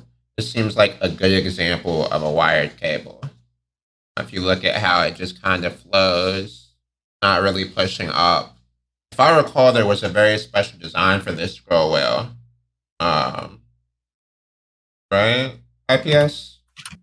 Or Blue? Okay, what you mean? Yeah. Yeah. How'd you guys go with this design instead of like the popular Paracord style? And then you feel like you accomplished what you wanted. And then following up with Boardzy and Huddled, what are you guys' thoughts on what you're looking for in cables? Or is it just, I'm going to Paracord it no matter what? And then for Elin, there have been such improvements as far as the cables that you guys have worked on and where you think it's going, and you feel like you've got to where you So I don't like Paracord style cables because they are scratchy. They tend to get kinks, and they're really limp. They don't move with your mouse. So when you move your mouse forward, the cable can get in the way. Also, when you move your mouse quickly with a Paracord style cable, it sort of behaves like a whip. And those are the drawbacks of Paracord style cables. And a standard mouse cable like the one on the G502, for example, that one obviously is way too stiff, way too heavy, and we try to strike a middle ground here by using a very small cable. Diameter of our cable is just 2.5 millimeters. We use very fine copper wires, and those are of course very fragile, so we support it with Kevlar strands in the middle. And all that with a spiral shield around it, so it's electromagnetically speaking, it's far superior to a Paracord style cable, which either doesn't have any shielding at all, or it just has a fifth wire running across as a sort of shield. Yeah, and you really want to strike a balance with a cable. It shouldn't be too stiff, but it shouldn't be too flexible either. And M1K cable, I think, so for the M1S, I think we're going to make it a little bit more flexible, but we have to be careful to not make it too limp. I think one of like a very good example of a good cable in a mainstream mouse is the G203 Lights. What is it called? Lightsync. Lightsync, yeah. On the G Pro, like the original one, because they are rubber cables, but they're extremely good. I prefer them to like any Paracord or Paracord like ever. As Blue said, Paracords in general, I feel like they're too flimsy. They just don't behave like they should behave. They behave on their like own accord. They are a good, easy mod for bad cables. So if you have a mouse and you just want a better cable, Paracords are usually the way to go. They're quite inexpensive. They're easy to easy to mod and so on, and they look nice, at least to most people. You can do cool shit with them, but I would any day prefer a cable like the G2-3 Lightsync or the M1K, even better, because you have they are light, they're very lightweight, so they don't have any friction on the mouse, but you don't feel them that way. They follow your mouse. They don't go in front or behind your mouse. They're always where they supposed to be. I think that's just what a good cable should be. It should just follow your mouse and not do its own thing ever. So Yeah, I actually tried to stock G2 or 3 Lightsyncs just to get the cables. Too bad they're very expensive in Germany. But yeah. Have you tried the MX518 cable? Yeah. The MX518, Legendary or whatever they call it now, Hero. That cable, I thought was one of the better ones. It's very thin for rubber cable. I mean, I kind of completely disagree with like basically all of the Paracord hatred. I've probably had a Paracord like actually fuck with like moving my mouse probably like twice in the past year. And I don't know, I feel like they're definitely, or at least for me, they just allow me to not think about the cable. Like once I have a Paracord, I know that my mouse feels like as close to wireless as I can get it. And I mean, I'm not going to lie, Lethal Gaming Gear basically offers to send me one for every mouse I get, and it's really hard to decline a free Paracord when like it's like a pretty shitty stock cable. But the two mice I really think like have near perfect stock cables are probably the Pulsefire Haste and the XM1, but I haven't tried the M1K, and that cable does seem very interesting.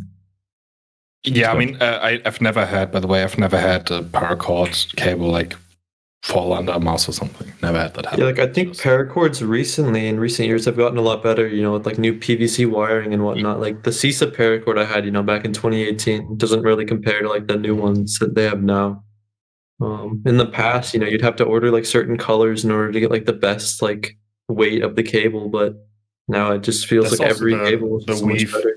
Yeah, the weave of different Paracords and so on. The market has more to offer now. Yeah, the ultralight definitely expand a lot more. I just prefer the rubber cable to the Paracords. The feel of it and the like, especially for me, it's the friction on the mousepad. That's like for me at least the main feature that a rubber cable can offer that a Paracord can't. But I won't go as far as to say you shouldn't use Paracords. You should only use good rubber cables because, as Boardzy said, a Paracord gets very close to wireless, right? It's still a very good cable. It just compared to a good rubber cable, I think the rubber cable. Okay, I've never tried like a bare braided wire, like a photon wire though, so I want to try that. Me neither. I'll bring a bare braided wire on screen real quick. Yeah, because I know Shumei and Andy was like one of the first people to actually get those from like Tonti Armadillo back in like 2018. Yeah.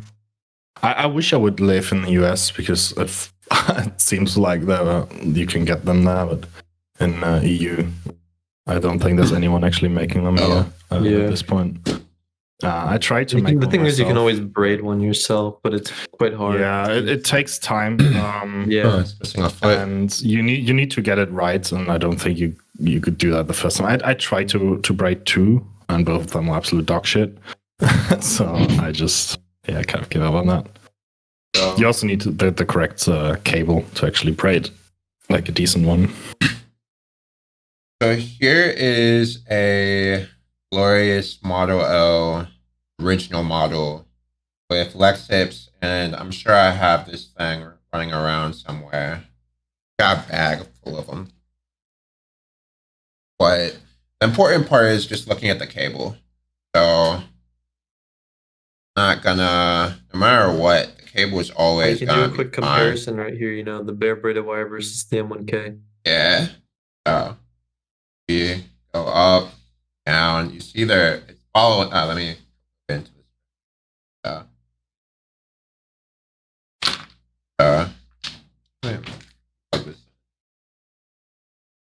Please put it over here as if it was fun.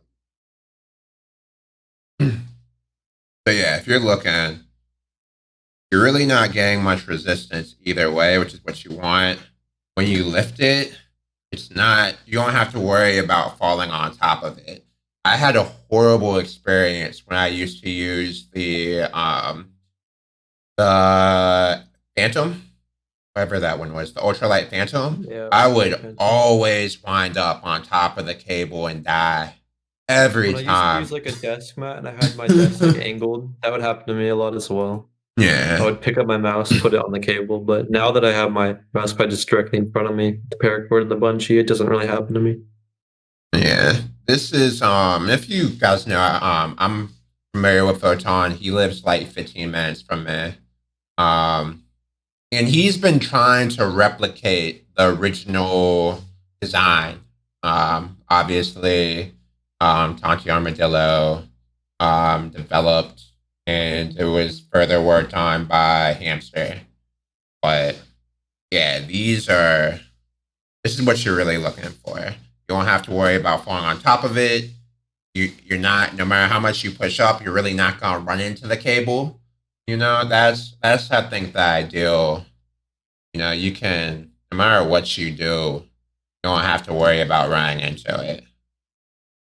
I think the bare braideds are like the best of like all the worlds. Your stins is still rubber. Like you have the bare cable. Obviously, it doesn't have any friction.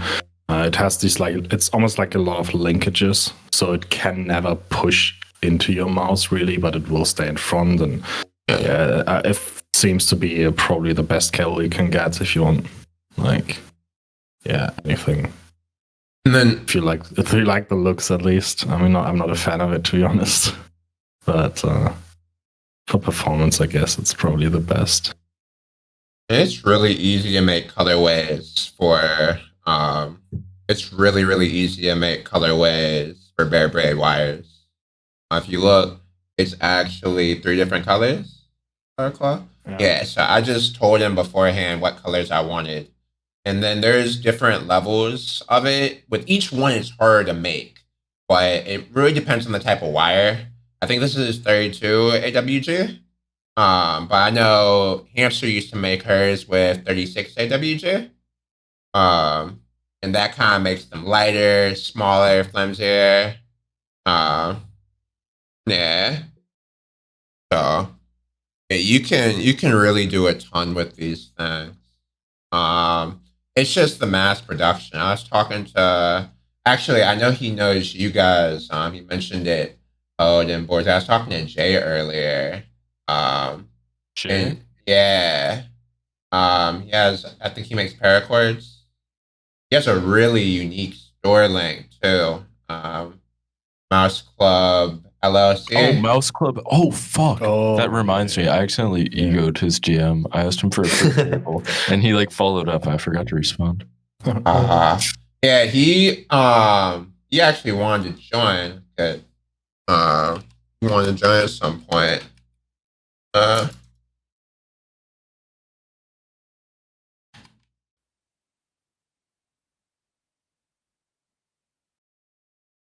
Oh yeah, he also joined the secret chat a while. Yeah. It was really interesting. But it was really interesting because his website, I will pull it up.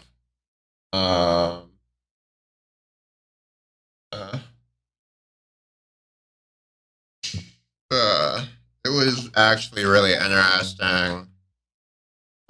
How much they talked about something that is very important and close to my heart, which is every time I open up a mouse, all of mine I think are 2.0. All my bare braid wires are 2.0 JSTs. So it's frustrating when I open up a 1.5 and a 1.25. And actually, I have a mouse, the Real Force mouse uses a 1.0. And there's so much that you have to do to finagle these things to get them to fit. Otherwise, no matter what, and you can decide you can reuse paracords. If you get the endings and the clamps, you know, you can shave, you can strip the wire and everything and put it into different housings. Actually, one of the first ever specifications I did for the Burst Pro was that the cable should not be routed underneath the PCB, and the JST plug should be like a standard 2.0. So I knew, like from my own experience, again, I come from this community, right? I know how frustrating it is to, like, a new mouse release, you want to paracord it or cable mod it, and it has like this weird ass 1.2 or whatever the fuck the KPU had. I just cry. And I cry. And I'm like, so I that's haven't also, used very important. I haven't used BBWs in so long because all the mice I've been getting, it's like, at this point, I hadn't opened up a mouse for like maybe a year because I think I started using the Cane and the Viper and all these that just didn't have the right pinout size I was looking for. And I just got depressed, man. I got depressed and I gave up on opening mice because I was horrified of what I was going to do. So thank you for doing God's work. So the issue with your bare braided wire was that the crimped conductors didn't fit into the plug, and then the plug didn't fit into the PCB header. Yeah. Well, you want to make a small cable. At one point you have to start using the small crimp connectors. So Sure, they become too big, right? Yeah, you can't fit them. You have to crimp them on somehow.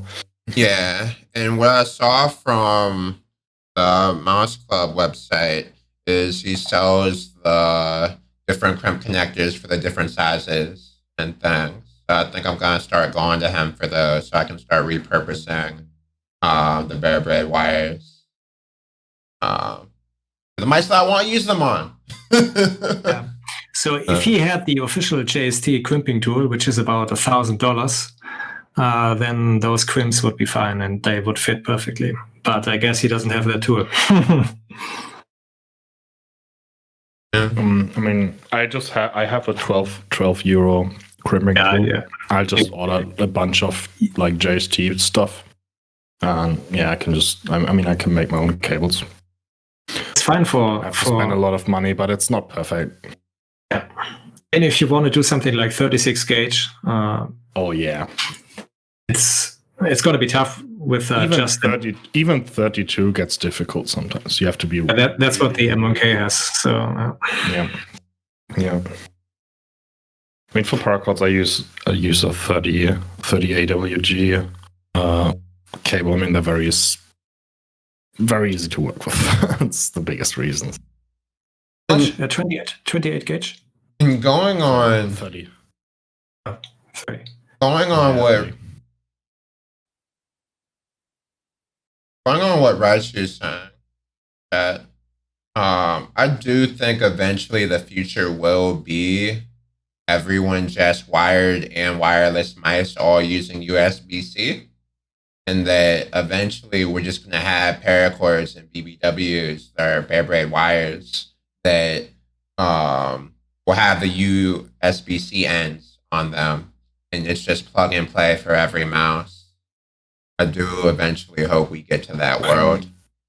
I'm not sure that's going to happen, especially in the mainstream, because USB-C or any USB is a cost up to just having a cable. So in a wired mouse, it doesn't make any sense whatsoever. I mean, in a the only wireless company mouse, I've seen is obviously. like G-Wolves. Like, And Skill They don't need to care about it. They don't need to care about it. But imagine me saying, okay, I want a USB-C plug on a wired mouse because there's a small like 0.1% niche that wants to exchange cables and use existing USB-C cables. I'm probably just gonna get looked at. yeah. Have them start selling the cables. Once they start, you tell them that you can make like crazy Lightsync or RGB cables and things that they can get people to buy. And their eyes will go wild and they'll be like, Elin, you're the best. You just gave us a whole new revenue stream. This way, I have been in there. So yeah, I mean, there's. I think if anything, the future will just be mice that are easier to mod and like JST 2.0 being the norm for most and whatever. But there will never be this like one size to fit them all kind of deal. What about wireless? At least I can tell you I'm trying my very best to make things as moddable as possible. Do you think wireless will start using USB-C more? They will be. Yeah. They will be. I mean, most so. are changing to USB-C. Yeah. Logitech just didn't because they have this cable they use for every product. So why should they like change that? I understand that. I'm not gonna hate on them for that. There's also no reason. There's no real reason to go USB-C. It doesn't have any benefits aside from you can plug it in both ways. Many PCs don't have a lot of USB-C plugs to begin with, so the moment it would be a disservice. Yeah, it's mostly just the USB-A to USB-C. Yeah, exactly. Not C to C. Mm-hmm. So it's also very expensive compared to just micro USB. Yeah, but I can assure you that at least we are not gonna do anything but USB-C. So. There's not going to be any micro USB rocket mouse in the future. I definitely appreciate that the G-Wolves, the Hot ES that I'm using right now, has that removable cable. It made paracording it so much easier. I could just swap my paracord between, my Hot ES and the Skull Mini. It's a cool feature for sure. It's a very cool feature for sure. And it makes it makes storing mice easier. Yeah. You just keep the cable, I'm guessing, plugged in, and then whatever mouse you want to use, you just switch it in. Yeah. I mean, it sounds a bit horrible, but part of my job, but I have like a lot of mice, and most of them I will never use again. A lot of pre-production models, and for most of them, I just remove the cables and throw them away because I have enough cables to replace them, and to store them, it's just much easier to store them without the cable. So, for storing all my mice, I had them in boxes, and I just wrapped the cable around it. At this point, I have too many mice to even do that, so I just store them without, and it makes things much easier. It's not healthy for the cable, by the way, if you wrap it around the mouse. Instead, you should try to form a circle with it and then put the mouse on top of it. Yeah. But like a lot of them are stuff I wouldn't really use again. It's like random Zowie mice I've tried throughout the years. Okay. But you also don't want to throw them away. So a few months ago, I actually threw away like 40 mice or something because I was like, okay, will you ever use them? Will you be able to sell them? No, okay. Bye. But yeah. It's a weird hobby, to say the least.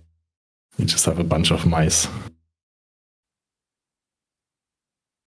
These people that are like keyboards, you can remove all the keyboards on both ends and stuff. But they're fancy little, probably a lot easier to worry about storing them. Yeah, I recently upgraded my keyboard collection to one more, and now I have to get another box. That's a bit annoying already. So.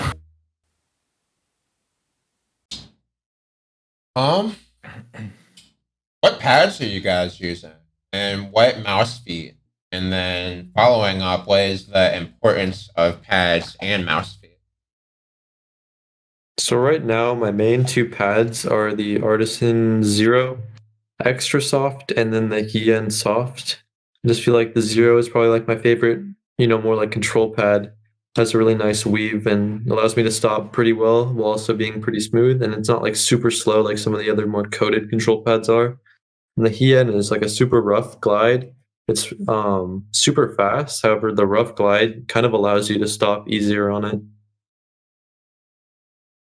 And as far as mouse feet go, I use Corepads on basically all of my mice because Corepad releases mouse feet pretty fast for like every new mouse release, and I just really like having like the pre-cut mouse feet for each mouse. Yeah, they're pretty They've fast. definitely gotten a lot better. Like with the new rounded edges, they feel much better than the old Corepad models I had like 2 years ago. Just as a fun fact, if you don't know Corepads or don't know them much, they actually have patch notes on their website because they release so many damn mouse feeds, mouse gates, that they just have to update you on that.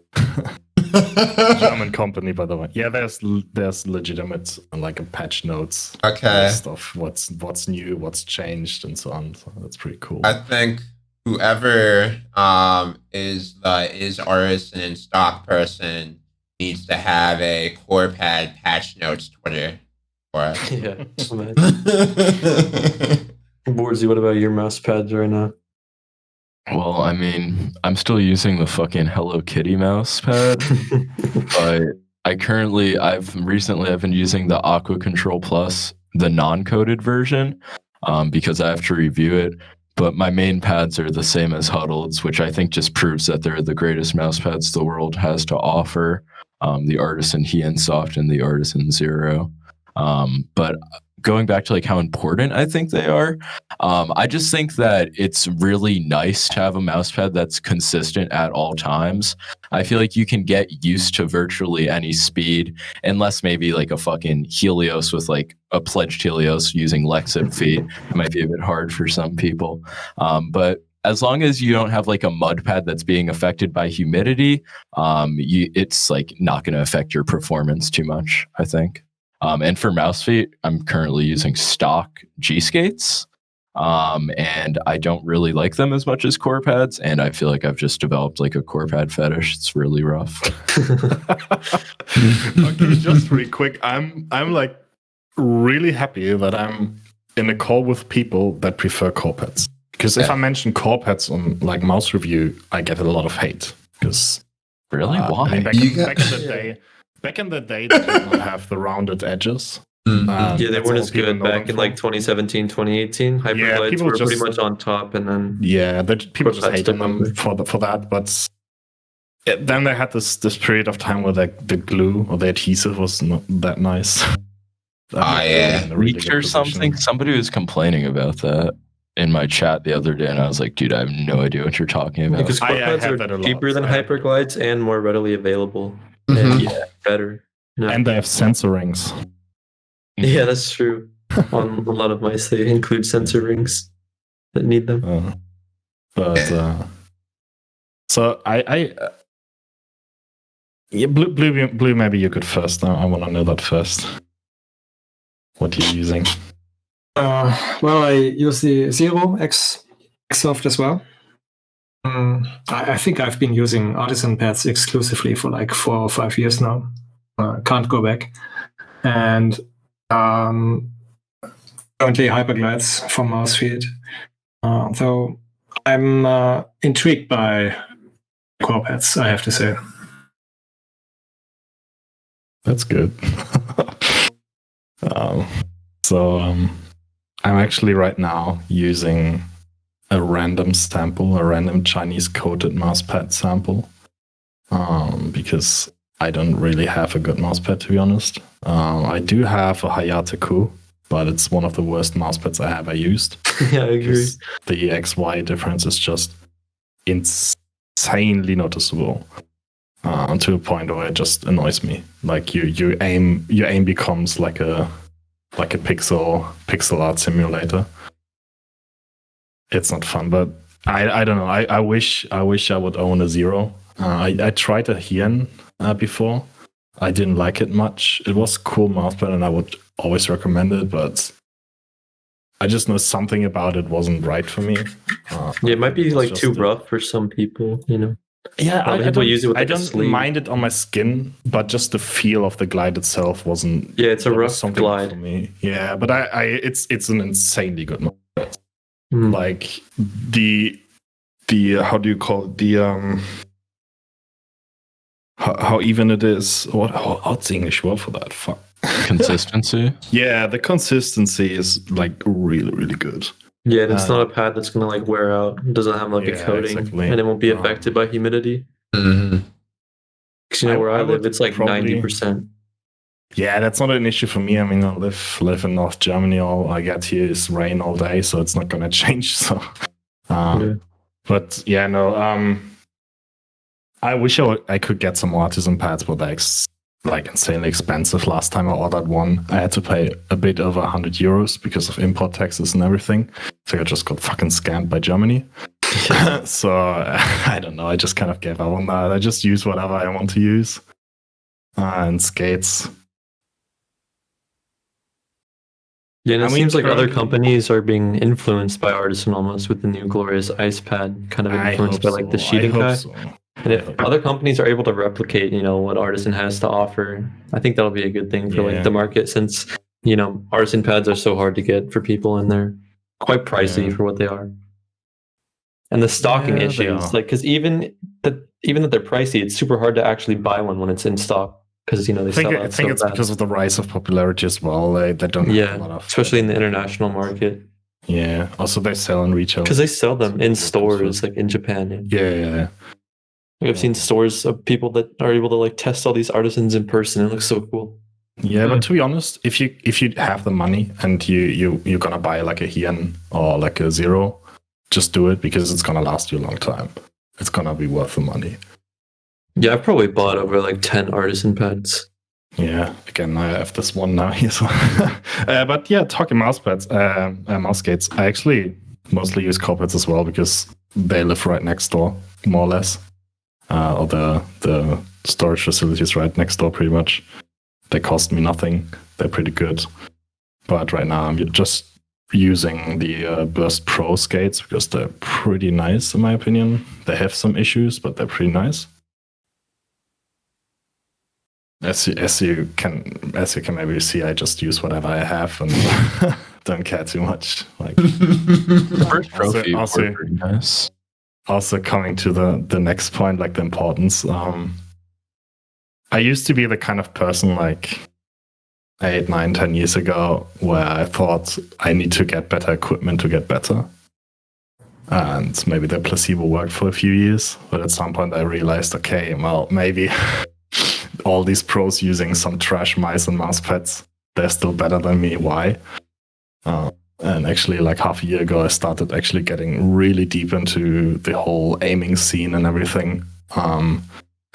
Try to understand all of that. And starting from a few months ago, I kind of have this mindset of, again, just use whatever you're comfortable with, and your equipment doesn't really matter.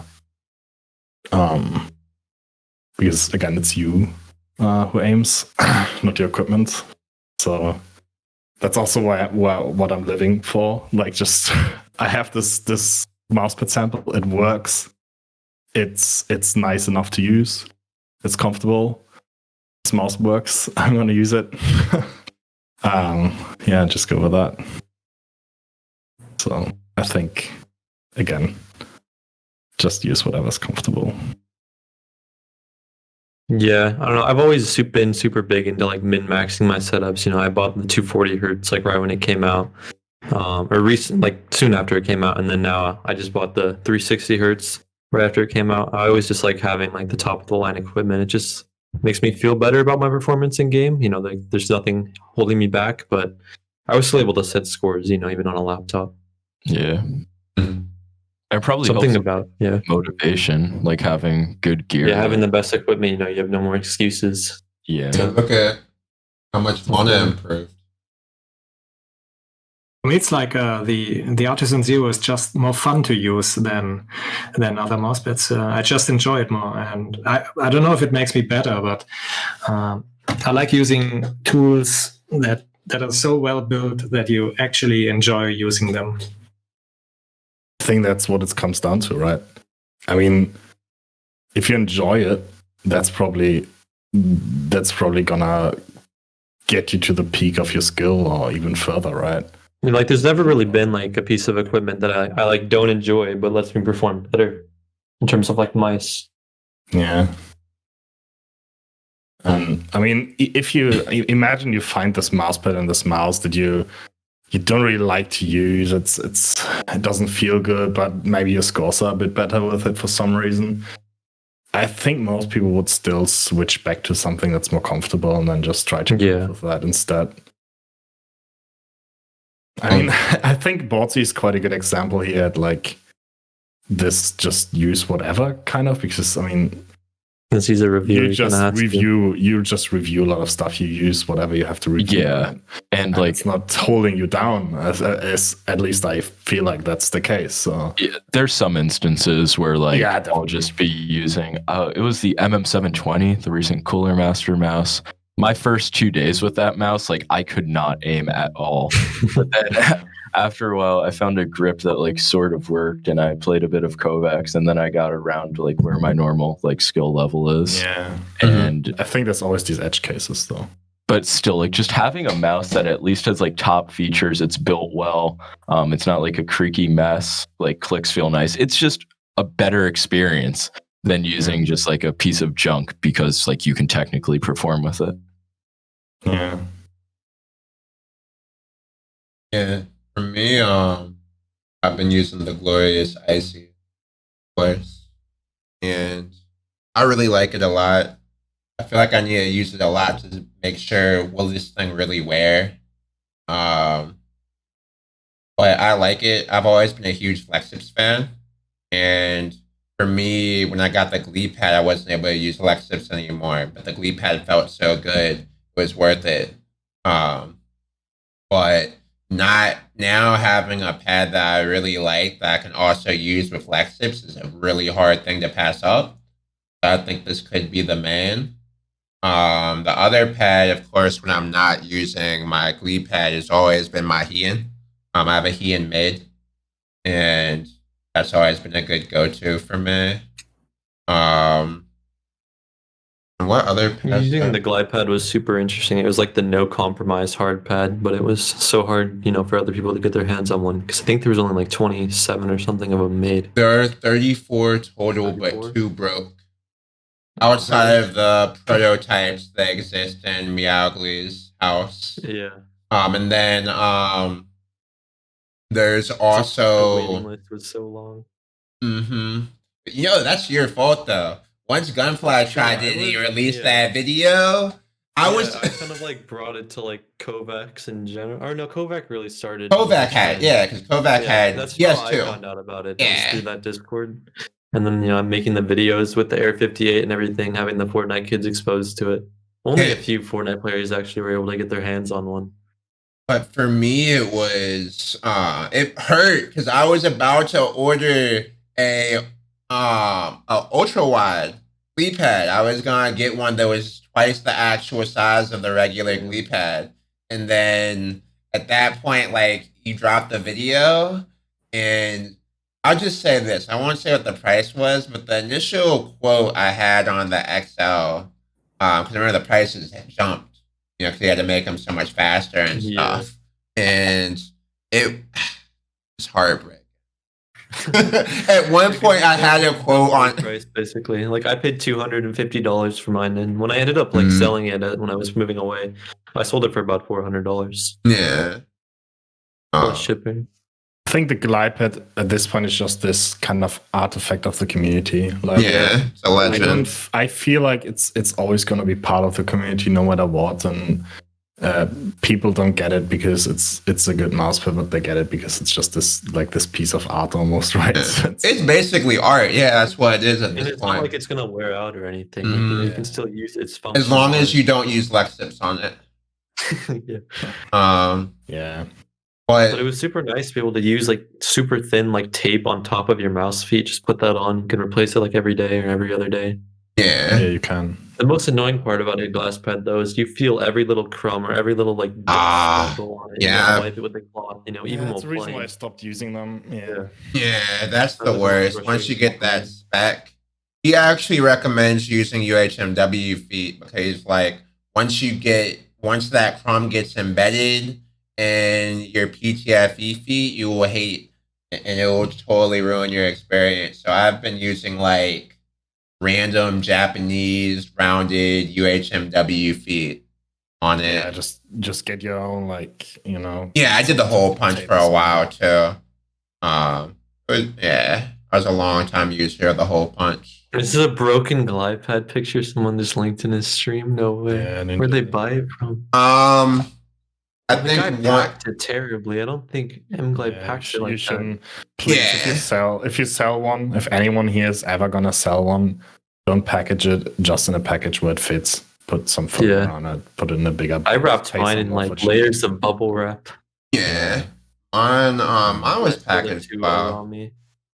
I got mine from I got mine from the person who Gunfly got. 'Cause originally, Poe was gonna have me buy it from Chris, and then there was a giveaway that happened on Gunflies, and I buy it from the person that won the giveaway, and he just really wanted to go for a good home. I was like, I bought it for like $300, and then I wanted to get it instantly. So I paid for $67 3-day shipping. But otherwise, if I waited like an extra 2 weeks, it would have been like $15 or $10 shipping. Yeah, I mean, it makes sense. You kind of want to pay for the best shipping to make sure it's handled properly as well. I Yeah. mean, at that point, you're spending a lot of money anyways. Just don't hold Yeah. back and just make Mhm. sure the right. But fun fact, initially I was going to buy it, make a review. I didn't expect I would like it. Initially, had I not liked it, I was just going to sell it to Hamster at cost. And then I ended up liking it, so I couldn't get rid of it. It's very unfortunate. There's one thing in chat. Xsoft is slower than soft. I don't think you can put it in that. Just to remember, Slightly just imagine different. the extra soft is just softer, so your mouse sinks in more. So the stopping power will probably be like more, and you can press your mouse in deeper. You can create more like artificial friction. And the soft is just a bit more even. Mm-hmm. I go I with still have the pictures of my glide pad. Probably in the Kovacs Discord lost somewhere. Yeah. One thing that I've been hearing from pros, particularly Yenama, I know there's a few other people interested like Rafa. Will we get to the point where we get a Heian clone? From Glorious or someone else? Probably. They've already tried doing it sort of with like the Fnatic Dash, I'm pretty sure. Yeah, but it fucking sucked. One benefit Artisan has is that they can use materials that are not available to the OEM mousepad market. So mousepads in general are just OEM. So how it works is, as a company, Rocket, Razer, Logitech, whatever, you write a spec list. You want this surface, you want this thickness, this dimensions. You go to the supplier, tell them, I want this. They check out what they can do, give you samples. You say either, okay, this is not what I want, or yeah, this is what I want. Give me quotations. Okay, let's buy this. Bam. What you can't do is go like, okay, this is the Artisan here. Please clone it, because they will not have the materials. They will not have the supply chain for that. For example, the foam. I'm not 100% sure, but I think Artisan doesn't use natural rubber. Not 100% sure what I think.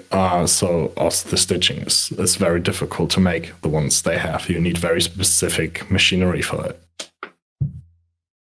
The surface as well, you need a very specific cloth for it, very specific ways to machine it, and so on. A normal supplier doesn't have that. So either you spend like a lot of money and get a supplier machines and materials and so on to be able to make that, or you will never have it. So I think, yes, we will have clones, but it will take a long while, and it will come from a very big company. Yeah, think about how long it even took us to get the IC. I mean, this is the closest we've seen to something like this. And you can pledge it, by the way. I have another video coming where you pledge it. And it's so interesting. It feels very similar to the pledge sheet in Kai. I was tempted to put it in the freezer and see if that worked as well. But yeah, I really like how they did a good job with this so far. The question is the wear. Like, how do they keep this thing from wearing? And yeah, I'm really curious about that too, if it's just gliding on lamination. Like how this is specifically set up. Wait, no. All I know is the Glide's just wonderful. Look at this. So as long as it can maintain however this feels, I'm happy. But yeah, I wouldn't be surprised because that explain why. But yeah, so far I haven't really seen too much of them wearing out. But we'll see. Yeah, we'll see how long it lasts. But it's also a lot more replaceable. It costs $35. Like that I can keep buying. You know, I can buy if it can last me 6 months, I have no problem spending, or even 4 months, right? I think if it can last me 6 months for sure, I can see myself just buying one every 6 months. I mean, the Shidenkai has actually glass beads on top of it. Mm-hmm. The Glorious Ice just has plastic, basically. Yeah. So it will, like, the plastic will wear out, but other than the Shidenkai will not, like, start falling apart, I think. Yeah. I'm not sure how they glued it on, but I think it's gonna last a bit longer at least. It will lose its glide, but I think general durability will be better. Now that's a good question. Do you think you need faster sense on faster pads? And yeah. Huh? Do you feel you need faster sense or higher sense on faster mouse pads? I pretty much play on the same sense on just about everything. Now, over time, I might finally decide to start making adjustments. But I don't really think about changing my sense when I'm messing with the pad. And again, I don't change my sense between mice when technically I should be checking like the CPI and making sure they're even. I just kind of go with like a overall feel for it. But I think it's just you get used to the pad after using it for a while. It just takes time. I'd say the biggest thing is really getting used to different size pads. That's probably the most frustrating thing. Going from like a desk pad to like a smaller pad. From like I used to have a 840 Logitech. And going from that to the Shidenkai was huge for me. Because I really had to start controlling my swipes more. If your hand's sticking to the pad, that means you should go arm sleeve and you'll be all right. Yeah. Yeah, I don't really understand that question about needing faster sense on faster pads, because I mean, on faster pads, the initial friction tends to be lower. So I don't know why you would need like higher sense to move the mouse. That just doesn't make much sense. I think you meant to say I've never lower. heard of people going on like lower sensitivities. Yeah, that's what I was gonna say. Yeah. Because you need to like make up for the lack of stopping power. Kind of like how people would lower their sensitivity when they went to a lighter mouse. Yeah. One thing I realized while doing my like 3 centimeter per 360 challenge was you can't do that on any mousepad that isn't ultra like low friction. So you need like the fastest pad and fastest gates you can get, but only because your micro adjustments, if you have friction or like initial friction for micro adjustments on that high sensitivity, it gets really limiting. So you need like a waxed or polished sort of a hard pad with Lexus blah blah. But in general, I don't think there's a lot of correlation between slow and fast pads. It's just like, again, down to preference a bit, unless you have these extreme cases. Yeah, I think it. Because, I mean, if you have a faster or higher sensitivity, unless it's these extremes, I think you can use either depending on how good your like mouse control is. So with like better mouse control, you can start using like lower friction mouse pads if that helps you. But I think also on very low sensitivity, you probably want like a more fast or like a bit faster pad, because it gets less annoying to swipe your mouse across the entire desk then. but also a slower pad might help you stop the movement. So I think a lot of trade-offs in both. With a light mouse, you can get away with a very slow mouse pad, even at something ridiculous like 3 centimeters per 360. How light was the mouse you used for your experiment? I used different ones. I used the cane because it was like this, I think 80 grams, around 80 grams. So it gave me a bit more control from that. I also used my Red One with it. So a 16 gram or 17 gram Red One with it. And I don't think the weight mattered as much as the like actual friction itself, because even with a very lightweight mouse, you still have this initial friction. It feels like on the sensitivity, it almost feels like the pad is trying to grip your mouse, and the weight doesn't matter anymore. So that's why I tried to experiment around. So I went from 160 grams OEM mouse to the cane to my 16 or 17 gram Red One, and it always came down to this feeling of the mouse pad trying to grip my mouse, even with Lexus, even with the polish, and the weight. The closest I've been able to get away from it, I used to play with my arm off the pad. My aim was a lot better back then, but my arm went through, like, my arm was definitely, like, changing muscle-wise compared to the other arm. From just always keeping it elevated for, like, 4 or 5 hours at a time. That can't be healthy. Nah. But I think that approach allowed you to get just that true micro movement that you'd also get from just playing with a super light fingertip grip style mouse. But I think also you have to think about what game you're playing too. I think a lot of stuff's very game dependent. Like, part of the reason why Accel is very important in like Quake is your movement you might want for rocket jumps Accel, because you want to do that very quickly. Whereas when you're tracking, you might want to do something different. Whereas like when you're playing Valorant, I mean, sometimes what I would do is if I'm playing Valorant, I would cut my sense in half. And then once I switch back to Quake or Diabolical, I go back to my regular sense and things like that. It's hard to kind of like a cheap way to get away from it is when you're playing games like Apex or Hyperscape, and you have a different sense for aim down sights than you do for regular hip fire. And yeah, I think there's oh no, go on. Oh no, I was just looking at that comment. I think Accel is insane for tactical FPS. And I think if I got back to it, yeah, because when you're thinking about, sometimes you want that quick click time to snap from person to person, things like that. And sometimes you want to be really methodical and slow. So yeah, I could definitely see tactical FPS is back with.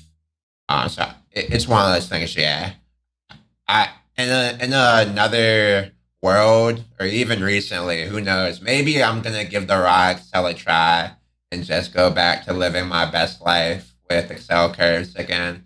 Because I'm at heart like 78. My peak centimeter 360, like just stock, probably like 54. I spent ages playing on like 90 centimeter 360s and like 70 centimeter 360s stuff. So for me, and the pro players, they'd be comparable strengths.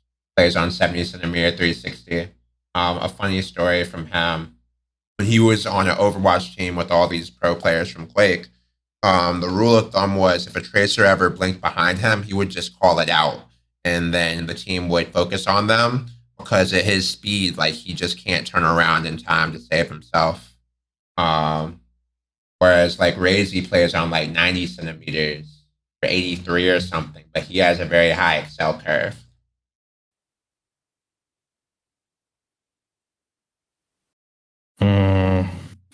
Real quick, so about the burst, there was this comment if Rocket is gonna do revisions of the optical switches. So I'm actually not sure how far I can get into that, because obviously there's a lot of restricted knowledge. But there is a reason why a few of the first Burst Pro, like the first batch, pretty much has had some issues.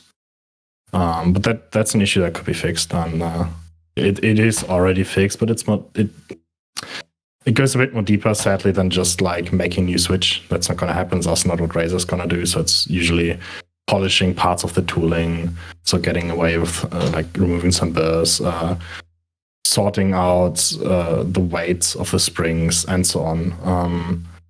But in general, with optical switches, you always have this issue that you don't have a metal on metal contact. You always have this metal on plastic contact. You can't get away with that. It's sadly a very difficult and frustrating topic. But I know that it works. I have samples already that are much better. I know that this issue is not an issue everyone has. I'm this kind of person. I'm very nitpicky, so I'm on your side with that. I don't think this issue should have been in the mass production in the first place. But yeah, there will be fixes. Next batches shouldn't have it anymore. Next batches should be better. In the future with the optical switches, obviously there will be improvements always. And yeah, I hope that at least helps a bit, even though I can't details. And yeah, I think optical switches are the future. It's like wireless being the future as well.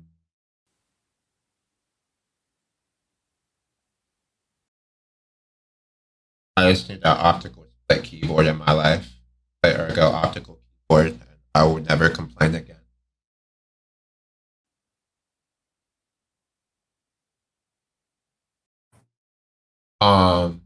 Here's a topic. So, Boardzy, you did a burst review recently.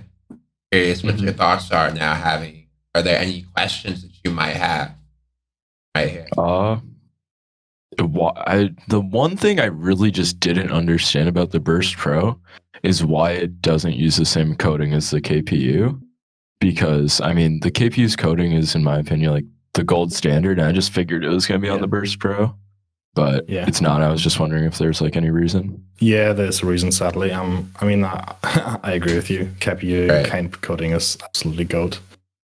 So how that coding works is you need to more or less bake the mouse. So it's not just a UV coating. It's like a hybrid. It's something we actually developed. It's extremely expensive, and with a very light, it was already an issue with the KPU, but with a very lightweight mouse, if you bake it, the plastic changes, right? The plastic structure changes. It gets soft if it's too hot, and so on. And you need to leave it in this oven for a while, right? That's one reason. The other reason is cost. The Burst Pro, if you look at the price tags of the Burst series, it's more of this, a lot of features on a more or less low price point in the mainstream. I mean, you guys might compare this to Glorious and say like, oh yeah, but Glorious is doing this for half the price. But yeah, imagine this is the mainstream. But yeah, that's pretty much it. There was just no way we could get it on the Burst. We tried, and that's also, by the way, where there's this side texture on it.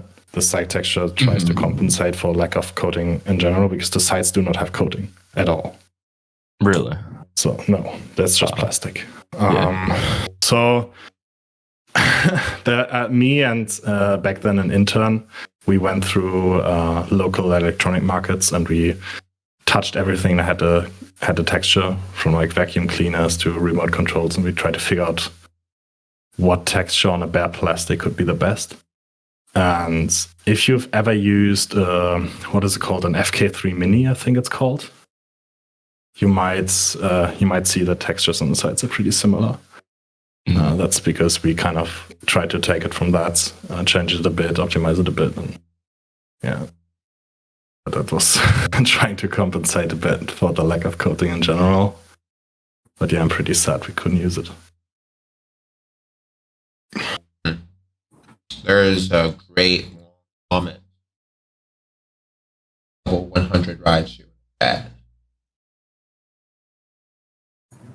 Yeah, I got a few comments. I saw a few comments and also a few reviews that said like, yeah, the burst feels cheap. Personally, I don't get it, but have been using this mouse for like way longer than everyone else has, because I mean, I've seen this mouse since the first iteration. So I got used to it, I guess. So I would be interested in to what is it? Is it just because there's no coding, or because the coding isn't as nice, or maybe it's the weight? For some people, it was the weight actually.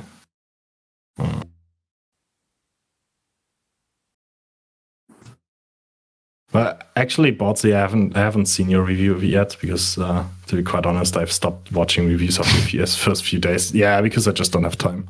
I work about like 12 to 13 hours each day, and trying to put reviews into that is sometimes just sometimes I watch the reviews, but I only get half of it because I'm working next to it, and so I should probably watch that because usually your reviews are honest. So that's I'll send you the link for it. I think I still have it in my bookmarks, actually. Yeah, I do. Yeah. But yeah, the coding, I mean, I'm sorry. I'm sorry, I really tried. But yeah, no, it's definitely interesting to hear like how the KPU's coding was actually like, made. And it makes sense because so the coding was first on the cane. I don't know if you've used the cane, because the cane was all about click feel and feel of the mouse in general. Like the shape was very, and the coding was something we developed just for that. And then we took that. It's actually the KPU coding is not the exact same, but very similar. So we took that to the KPU. But yeah, on the burst was just, again, too expensive, too difficult to get on. Thoughts on the Titan click process? What was like I've noticed as I'm looking at my opened up table list. What's the thought process? Where are you going? The Titan? You mean the optical switches, or particularly the canes? Oh, the cane Titan click. Yeah, I that's marketing terms. I'm not deep into marketing. So for the cane, the idea was to have a mouse with the perfect click. The question back then was, does the market does the average customer actually care that much? Decide that for yourself. But the idea was to have this perfect click, so wherever you click, it feels the same. You click straight down to the switch, not at an angle, because most mice actually click the switches at an angle. So you push a bit. You have this pre-travel, this post-travel, and so on, and that was just all removed. In the end, you end up with a very heavy and complicated mechanism that doesn't do too much. Because if you've used the Burst Pro and ignore the feel of the switches, if you have bad switches, actually, I mean, Boardzy, if you have a Burst Pro with you somewhere, maybe try that. But there's this like fake split button design, right? Mm-hmm. And even if you click at the very back of this fake click button design, you can still click. And it feels more or less the same everywhere in the button.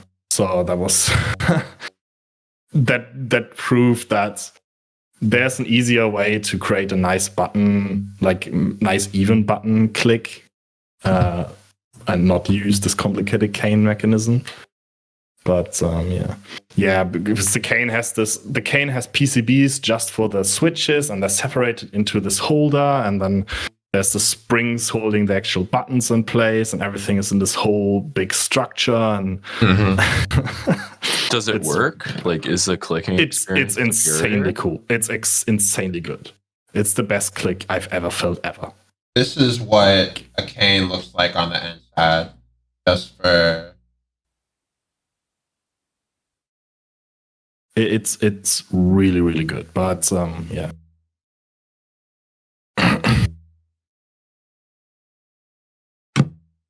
All right, I gotta head out here. I gotta go grab dinner. It's getting kind of late here. Yeah. No, It's a pretty good podcast, though. It's a lot longer this time. We had a lot more topics to discuss. Yeah. Nice, actually, finally talking to you in person. Yeah. I will get to one last point then, just because it's a question near and dear to my heart. Yeah. If you need to drop off, that's perfectly fine. What are you guys' thoughts on ceramic feet? My personal passion. I see Glorious is finally. I really feel like I deserve a little credit. I got like the whole Helios Lexips combo, and the next thing you know, Glorious starts making G floats to go with their Helios.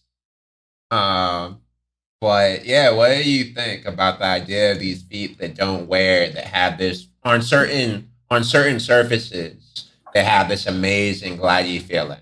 On other surfaces, not so much, obviously. I think they are too heavy. I mean, they for Hyperglides on the M1K weigh in at 0.2 grams, and the leg zip would be like, I don't know, 5 4 grams. Yeah. Yeah. And I So know Boardzy tried the ceramic mouse feet with the pledged Helios. He did that as like a joke, kind of based on Shimane Andy's video. It was pretty funny to test out. I think he had them on his XM1. Yeah, I put them on my XM1 and I use like the Helios, and it's definitely interesting. I don't think anybody really, aside from like Andy, maybe like actually prefers that feeling though. I don't know, Yas FPS does it. He's also To be honest, I've tried that before I got my rival, and I feel like the Helios pledged with leg zips is very slow for a hard pad. It feels extremely slow because the leg zips kind of dig in and they scratch in, and I don't know. maybe it's just me, but it felt very slow compared to other hard pads with the leg zips. Yeah, and Kind of not nice. especially like for non-hard pads, I think leg zips are just like terrible. Yeah. I much prefer PTFE. I guess it could work though on like a hybrid pad, like the icy pad. You could see that, but not on like something like GSRSE or something like that. You wouldn't want to use. The biggest problem ceramic with feet. normal pads is they have natural rubber bases and they are not very even. So you have these bubbles inside, and with leg zips, since they're like pretty much needles, you can feel every single unevenness in the pads. It's just this really disgusting feeling. Yeah, that was my problem with the Glide 38. You just felt every little bump, and you were like, yeah. But yeah.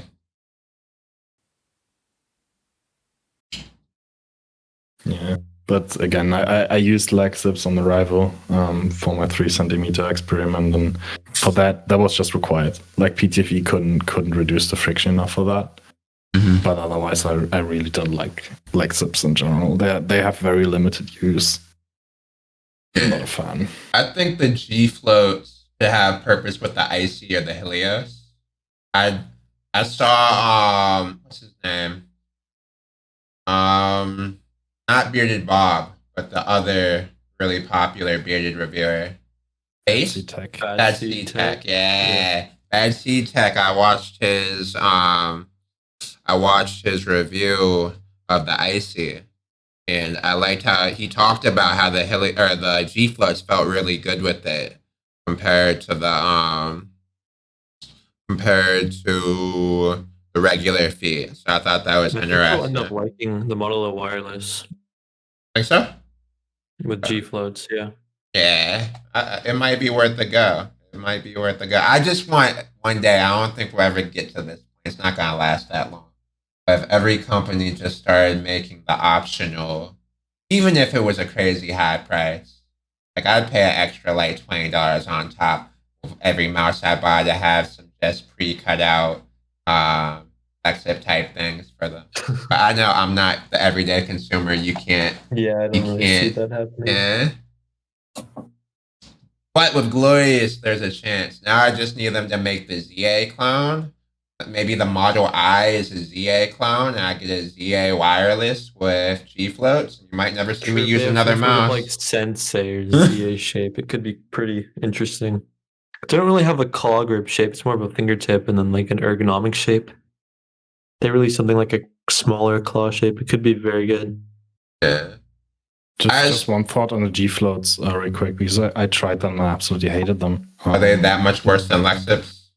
I feel that much worse because they have leg zips. The benefit of leg zips is they are this square shape, right? You only have the very bottom point touching. Mm-hmm. And the G floats have this big surface and they have these hard. So on soft pads, the G floats don't work at all because they kind of dig in.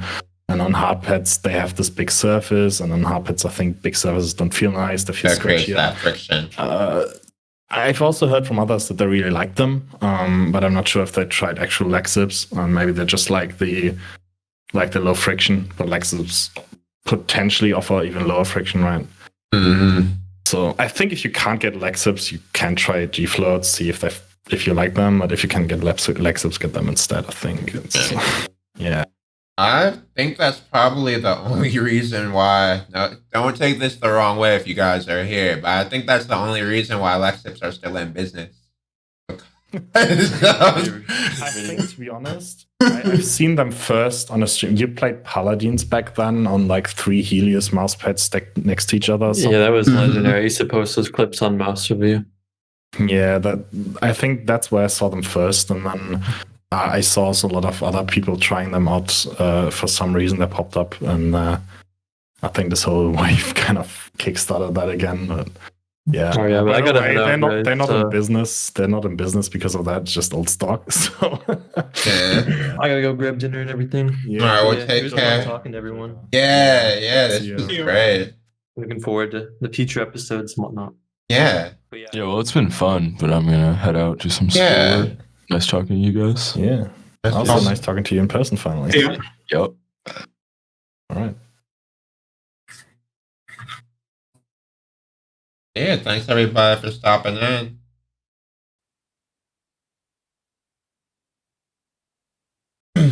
Yo, like and subscribe, by the way. Yes, like and subscribe. I heard cool kids do that. I think that improves your aim by 5%. It does. Like and